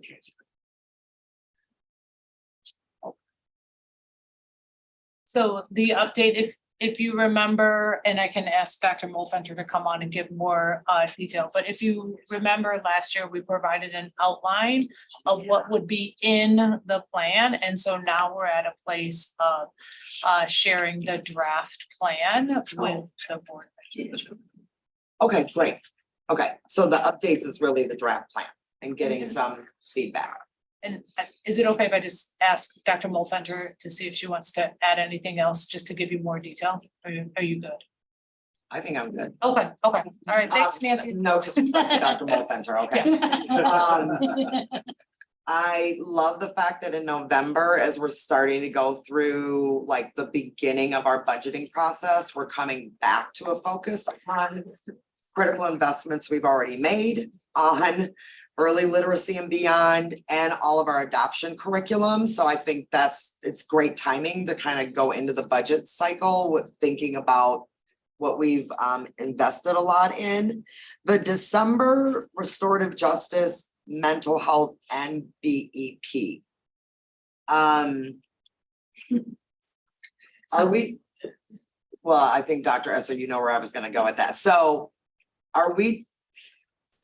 The RJ, well, we've already had a conversation about this. The true restorative justice listed as an update with BEP doesn't quite go together. But I don't know enough by just seeing the two lines, what we were envisioning. Is the BEP reference to like coming forward with some kind of progress on the revisions and where you all are at that point? And then we're also just talking about RJ, what we're doing as a district, what our commitment is, what we've invested, and where we're going. Yes, and. Okay. So we want to be able to, and we'll talk about this kind of in the next set of slides, we want to be able to come back to the board a few times to give updates in terms of what we're learning, what we're seeing, what we're hearing, what we're considering for shifts to the behavior education plan. With that, I think there is going to be some direct connections to current state of restorative justice and potentially future state of restorative justice, as well as current state of mental health supports and future state of mental health support. So I think all three of those are intertwined. And I'm making some assumptions on what we believe to learn, but also also current state. It also is a very important moment in time as we're thinking about from the operation side in terms of where we are with budget, where we have been with investments from ESSER, and what that is going to mean for, again, current state and future state. That makes perfect sense. It's probably not written, again, trying to be short in our stuff here. Yeah. What we'll talk about and what is here might not give you the full scope, so apologize on that. No, that's great. So there will be an AL, is that a plan, that January? Advanced learning plan. Okay, that's a plan. Yeah, there's work that's been happening through our advanced learning team, through some data collection, through some external consultants. And right now that is being codified and being analyzed. And we are looking to see, again, in the 5 domains of advanced learning, where we have been and what we want to think about. I think we have this concept of kind of these individualized kind of heavy comprehensive plans. And I don't know that the direction is going to just be those plans in isolation, but I think it is what we've learned over the years and how we are going to be wanting to move that work forward. It is really how we've been conceptualizing it. So Okay. for now, I would say yes, plan. What you might see is much more integration and more about implementation and about recommendations moving forward. Okay. Everything else I think looks good. So I appreciate all of the work on this. I greatly appreciate that you highlighted December, because I do think it's hard to understand, are we talking about all of those things? Are those things related? What does that suite of information looks like? And I think some of that is not entirely flushed out in terms of the data we have access to in that at that point in the year and what that conversation really should look like.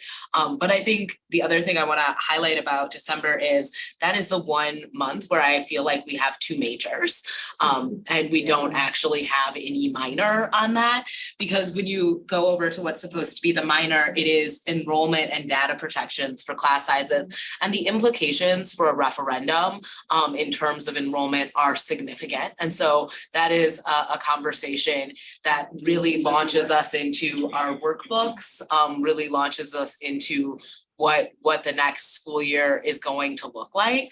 And so I do, and it also launches us into a conversation around class size policy, and mixed age classrooms. And so there were some real heavy pieces on both sides of that. And I think what we may want to consider how we format and facilitate that conversation, or if we want to have those two conversations paired. Because the more I think about it, the more I've started to think that those both could feel very major, and not necessarily. Yeah, I don't necessarily know if either of those work as a minor, so that I feel like as you were talking, I started to think about that. Yeah, that's true. I didn't mention this at the retreat because it did come to me at that moment, but I do have a question, which is, as we are nearing the end of the year or at some point in the year, will we have an opportunity to talk about culture and climate? Like a culture and climate survey. I don't know if we're still doing that, but it feels like I've heard so many of us at the board table talking about how we want to see the morale and the culture and the climate really improving. And so I don't know if there's any way that could be connected to anything. I know, Ali, there's really not room to squeeze anything else in and be strategic and focused. So I didn't think about that before, so I apologize. So I think that what you're not seeing on here is where we're engaging in our own data reviews with the board. So we are still doing a culture and climate survey. Okay, We just kind of finished out our data for the 22-23 school year, and we will be having a conversation with the board later this month about that, I think, as we look at our strategic framework goal. And then as we go into this upcoming school year, I don't know if this is totally finalized yet, but I know we started this conversation at the retreat about future retreats and kind of those data routines that we want to get into. okay, And so that would be, I think, the space where we would dig into our culture and climate data, whether through a climate survey again and anything. okay. Thank you for that. So I am gonna call on Board Vice President Pearson, and then I'd like to turn it over to our interim superintendent, Seth Hufstad, to talk about how this aligns with your leadership over the course of the next year, and if these are the conversations you think we should be having and how that works for you. So Board Member Pearson. Yeah, thank you. I think you kind of answered it already, just about the data pieces and how it's gonna connect to some of the items that are on here. I think it is important because I know we get random data, but then at the same time, there has been data historically that we have asked for, that we don't always get in the a manner that is how do I explain it? Expeditious. So if we can figure out like what is needed and what data kind of like goes with some of these things, that'd just be helpful and how that might fit into everything. And maybe we'll talk about that in a moment. So that was just my only comment. I appreciate that. Two things I would say, and I looked at Dr. McCray because we had this conversation, is that we are going to be meeting with our research assessment and improvement team to kind of look at this year at a glance and think about what data connects to that so that we can, I think we heard from a board member before that they wanted data connected to conversations that we were having. That, and then I think the second is revitalizing kind of where the board does have their own access to data and thinking about that as well. So not only in our kind of formal presentations, but where that happens as well. So yes. And it already happened. I just want to put that out there. So that we already supplied her with for both work groups and asking her to go through to begin think about what are the data points with each one, so we can share them. So when you're when board members are having conversation, that you have the data already supporting all these different topics. So that's already been done.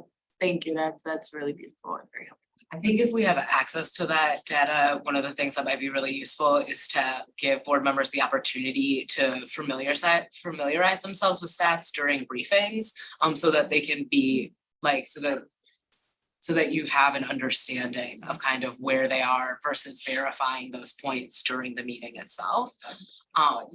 But thank you for speaking to that, Maya, because I think that elevates our ability to have the conversation, and it allows for us to move away from kind of individual incidents or experiences towards kind of a larger scope of our work.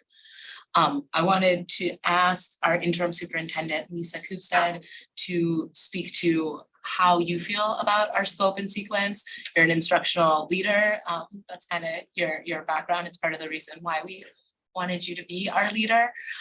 So can you talk a little bit about how this works for you, or if there's anything you'd like to see us adjust?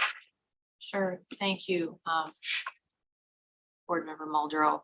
So I'm thinking about all of the feedback and as I know we've talked about before, the precious few work groups we have, right? And what is the most pressing for us to talk about, and what are the ways in which we want to focus our conversations.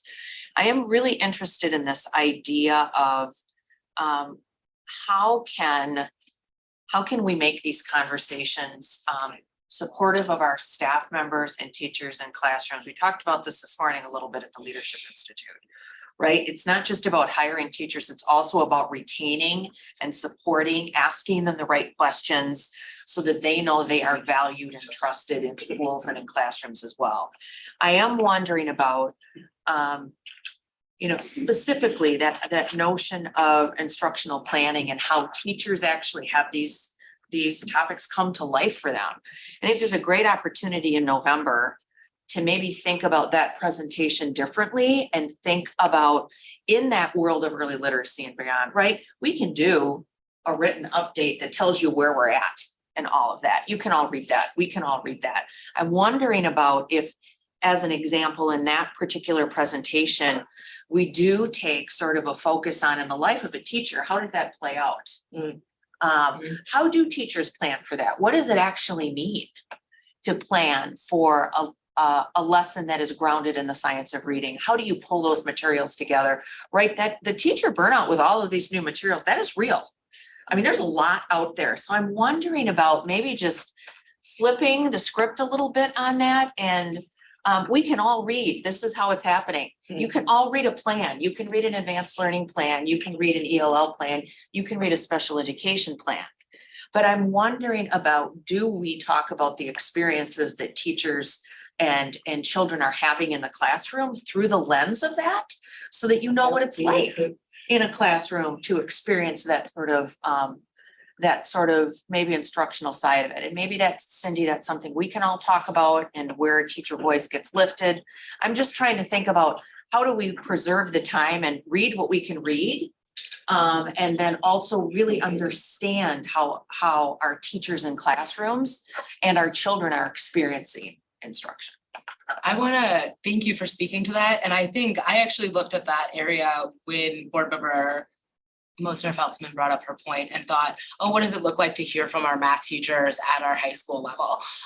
What does it look like to hear from the folks who are doing early literacy with our students, and to have access to what are the results of this investment and what are the investments we need to be making if that is not where, if we're not getting where we want to go. So thank you for speaking to that and helping us kind of think through, like, what does it mean to bring new voices to the table? Also, I just appreciate that you sound a little like you've been watching that web series. This could have been an email. Like I feel you. Board Member Nichols. Yeah, I think you just hit on the point that I was gonna make. I like the idea of us getting kind of a zoomed in look of like the practicality of the things that we're making decisions and investments in. So that as board members, though, I think the challenge for us is, if we're gonna zoom in, we have to come back up to the balcony and remember that we are still governing board members, and we have to think about, you know what I mean, like the policy, the resource piece. And I think if that zoom in can help us get a more, how does this play out in the day-to-day, the week to week? And then how could that inform our decision-making in a better way? I think that would be really valuable.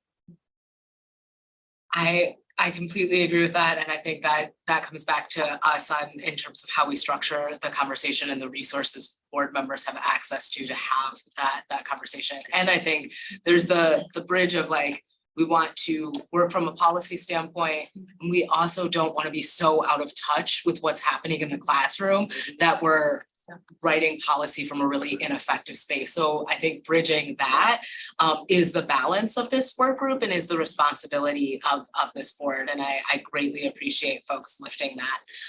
Board Member Simpkin. I just want to speak to that. I would also love to have those that are on the ground doing the work come to us and not have everything they say be, it's great.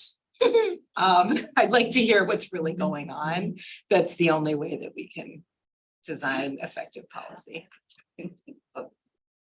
Yes.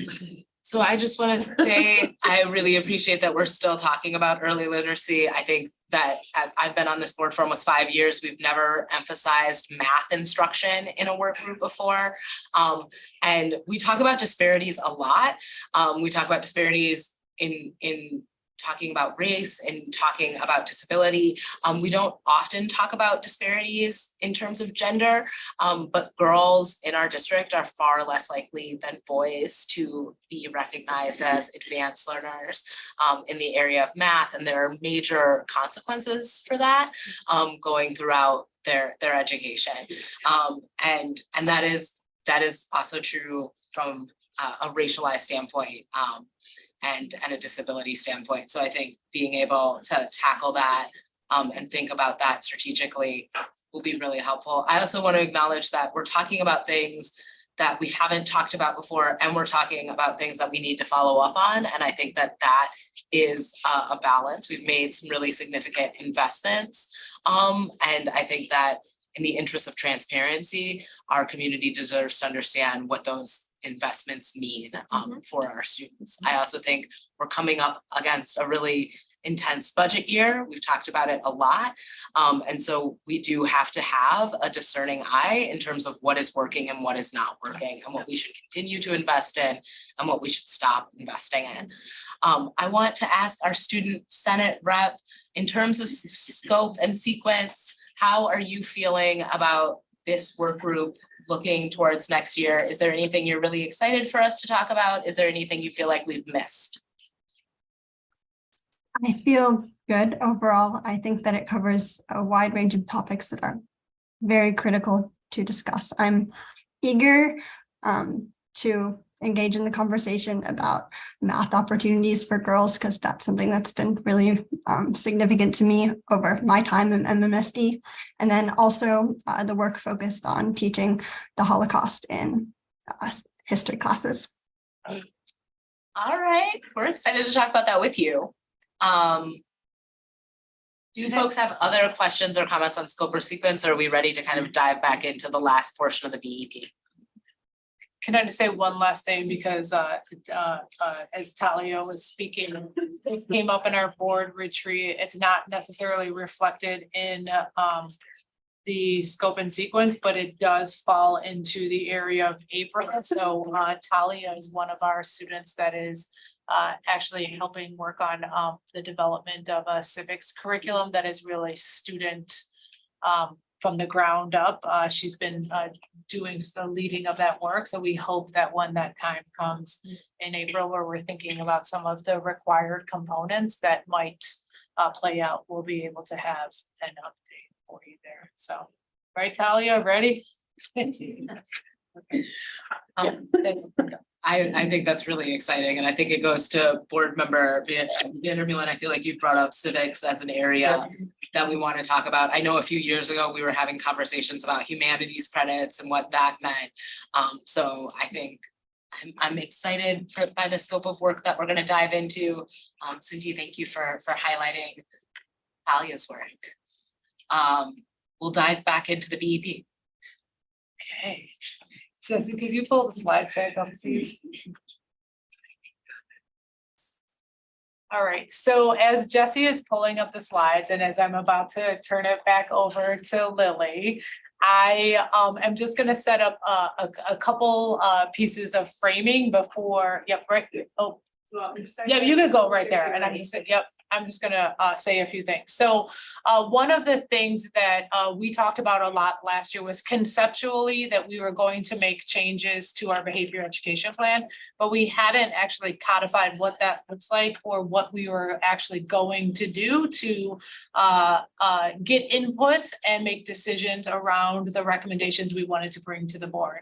So what you will see tonight is still somewhat high level, but what we are considering engaging this year into in order to one, learn what is actually working, right? We don't want to just abandon everything. We want to find out what is working with our behavior education plan. We really want to get clear about teasing apart the difference between implementation, practice, and procedure from what is actual policy.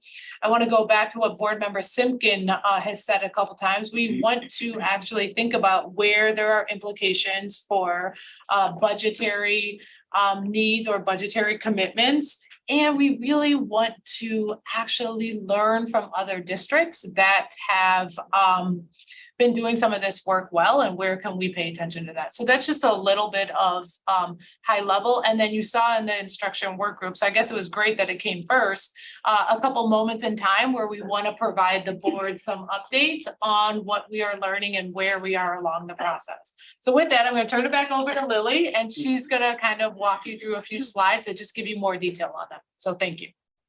Yeah, if we could go, I think, yeah, to the next slide, please.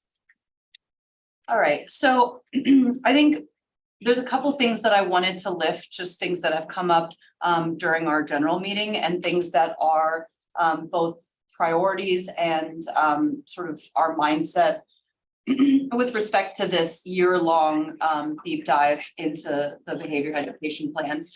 So the first is that what we are wanting to do is have this entire revision process be student-centered, meaning not only obviously students at the center of our policy, but students at the center of the decision-making process, and having them embedded throughout the process in highlighting and identifying areas that are in need of change, and then also having students kind of at bookend at the front and the back in terms of the feedback structure, so that students are really driving the bus, so to speak, on what the direction that we want to go as a community, given that the behavior education plan it applies to them and is for and about them. As Cindy indicated, I think one of the sort of other main priorities is that we want to look at other districts that have done interesting and innovative things with respect to progressive discipline and what discipline really means, and see what's working for them, what challenges they've experienced and how maybe they've resolved those. And then also looking at our data, the data collection that we already have through, from different areas, to see kind of what is the data telling us? Are we right in the things that we're identifying as areas of change? Are there things that we're missing? As Cindy also indicated, a big portion of our proposed revision process is going to be to tease apart policy versus practice and identify areas where perhaps our policy maybe doesn't need to change, but maybe there's an we're identifying that there's a need for implementation support, additional professional learning or trainings, things like that. So just kind of seeing the difference between those two areas. And areas where our implementation policies may be lagging behind what our policy goals are and the reasons behind our policy. And then lastly, of course, also determining what things are working well, what are effective, that maybe we don't need to change. And I think all of this is grounded in a belief and a feeling that we want to continue as a community and as a district to move away from punitive consequences and exclusionary discipline, and looking at how we can reframe the conversation around accountability and responsibility that exists without the necessity and without the implementation of suspensions, expulsions. And so that's something I wanted to lift, that was talked about in the last topic about the interconnectedness of restorative justice, so alternatives to suspension, and how important those are to lift and to thread throughout our policy, so that we can continue to reframe the conversation around accountability, not just looking like the consequence-driven model. And then, of course, also looking at how important interventions and support, it's the same, you know, for the same reasons that existed in our conversation at the beginning of tonight, that is also a huge priority for how the importance of our interventions and how that continues to change behavior in a positive way, and in a way that supports children. And so with that being said, we kind of have mapped out a general framework for the timeline of how this might unfold. And so we have it sort of broken up into quarters with different check-in periods throughout the year with the board to kind of update on our progress. And so quarters 1 and 2 are going to focus on assembling the work groups both within MMSD and outside to identify the main areas that we really want to dive into and have different various experts in different areas help to start to reframe and rethink at what the language of the policy should look like. Having those work teams start drafting initial policy recommendations in quarter 2, as well as looking at other districts. So that's kind of quarter 1 and quarter 2. With the understanding that in December, we would be back here in front of the board to touch base and give an update on sort of our initial thoughts and rewrites. And then have quarters 3 and 4 be really focused on a rigorous and thorough feedback process throughout all stakeholders within the district, from students at the beginning to adults in all different areas. Again, communities, families, community groups, other organizations, as well as, of course, adults within MMSD, schools, administration, et cetera. But again, having students bookend that process. They would be the first feedback group and the last, so that they are really, that they feel intertwined and connected to this process. With the idea that at the end of quarter 4, we would present a finalized draft to the board and hopefully have that be available for a vote in the summer of 2024 so that we can implement those changes and accordingly any trainings and professional learning that would be associated with that coming into school year 24-25.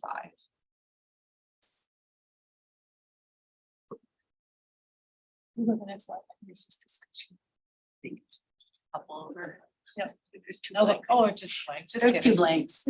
Keep going. I'll get to the No, question. There we go. There you go. That's better. Delete it because she had to refresh Perfect it. PowerPoint. I love it. Sorry about that. We'll turn it back over to you, Chair. I feel like I saw Board Member Nichols first, so Board Member Nichols, Board President Nichols, we'll turn it over to you. Okay, thank Discussion, you. feedback. Yes, thanks for laying out kind of the cadence of the work, and I'm really appreciative that we will have an opportunity this year to dive back in a couple of times. My wondering though, around quarter 1, which is that when you say you're gonna assess the current behavior education plan, do you know what that looks like yet? Like, how are you assessing it? Is it discipline referral data? Is it kind of qualitative testimony from students and staff and families? Or have you thought about like what it means to assess? And if you haven't yet, that's okay. But I ask that because I feel like I've heard many of my board colleagues, including myself, express some pretty strong desires to talk about the behavior education plan. And so I'm just wondering if part of the assessment, I don't know, is helping to uncover maybe philosophical views on what's working or challenging about progressive discipline, or, you know, if board members will have an opportunity, maybe in another setting to like also share. I guess I'm just wondering.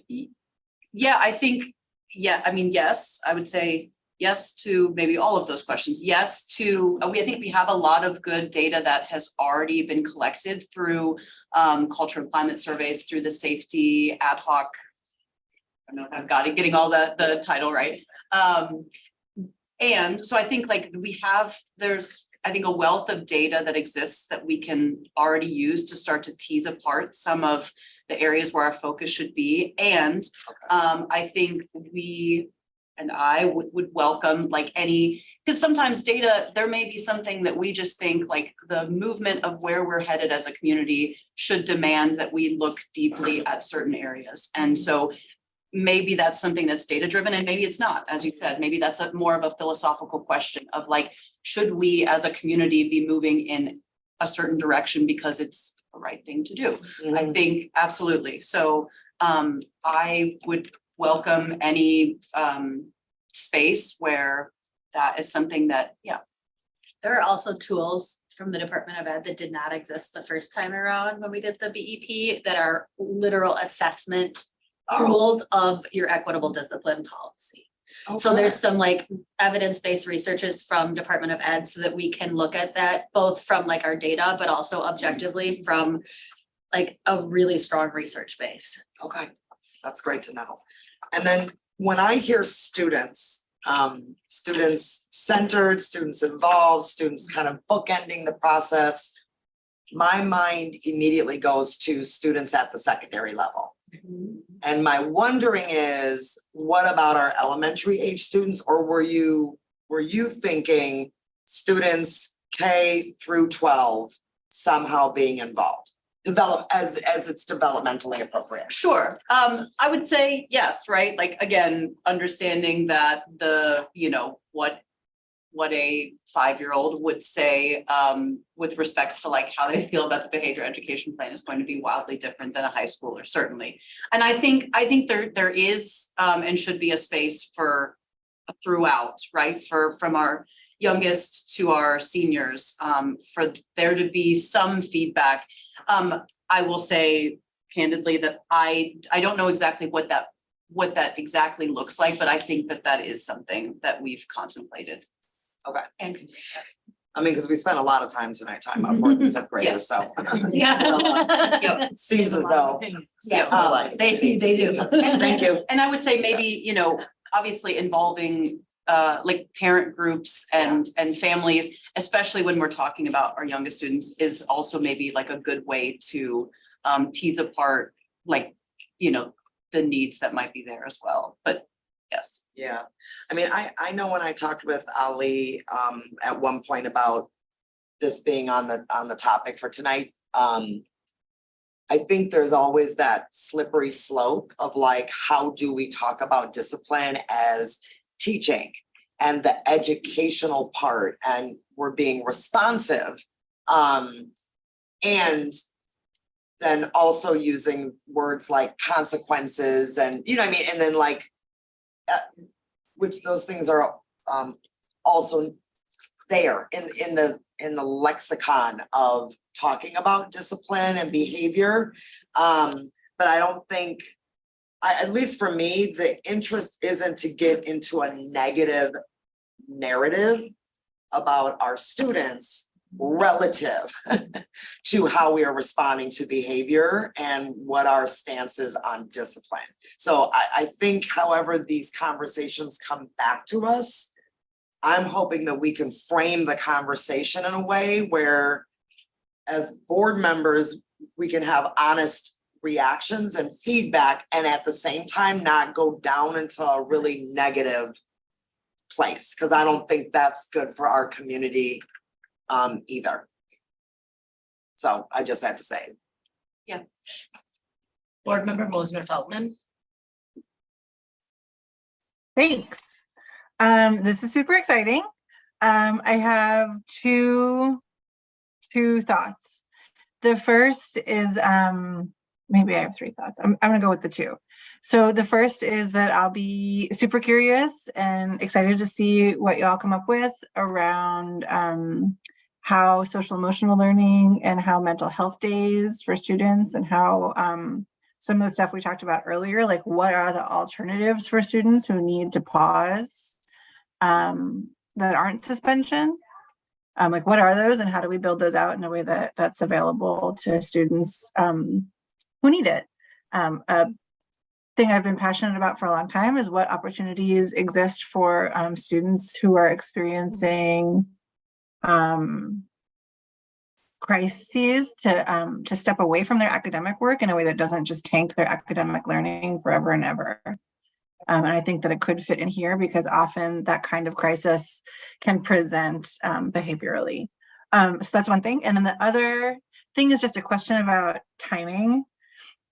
Everybody who's in this room knows that I'm like a little bit, intense about, PD timing and planning timing. And I know that, in schools by March, by February, you're starting your allocation stuff. And like we talked about at the board retreat, the targeted allocation or I can't remember what it was called, but the allocation that schools get to make choices about based on what's coming next year, or what's needed next year. If there are significant changes to the practice guidance and significant changes to the BEP, that's going to have implications for what school leadership teams need to do around allocation in February and March, and in planning March, April, May. Because if you're in a school leadership team, by March, you're starting to think about the following school year. And so I feel a little bit like anxious looking at the timeline that the policies won't be published or like close to finalized until summer. Because that'll put schools in a sort of scrambling position, which you don't want to be in for this type of thing. And so to whatever extent the writing's on the wall by Q3 would be helpful, I think, to like be flagging that for schools so that folks aren't like, waiting for, welcome back to start to find out, oh, actually, here's a whole bunch of new practice guidance that you need to adapt to right away. So that was my second thing. And my first was it's exciting. So I look forward to all these check-ins. Thank you.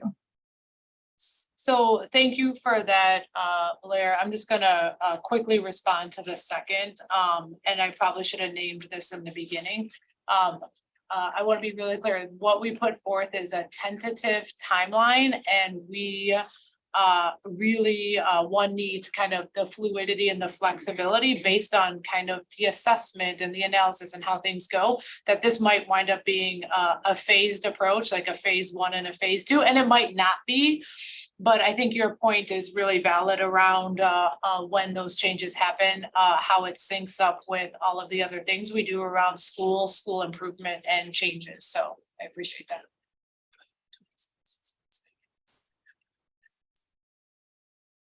Board Member Simkin? Thank you.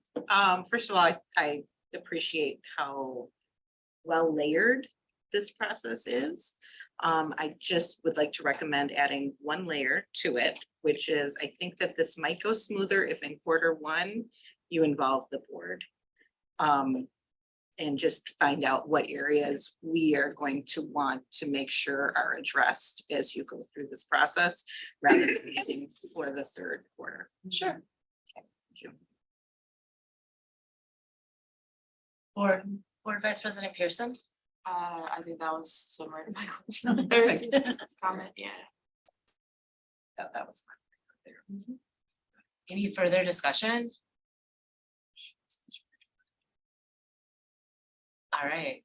I want to thank board members for their questions around kind of scope and sequence, and also the plan for having the conversation around the BEP. I think the complicated thing about the BEP is that it's about 8 years old. And right now it exists in a space in which it's been adjusted in significant ways that we have to factor in and take into consideration. And is the BEP in the ways that we've related to it and the adjustments that have been made still a coherent policy document that is beneficial to our schools?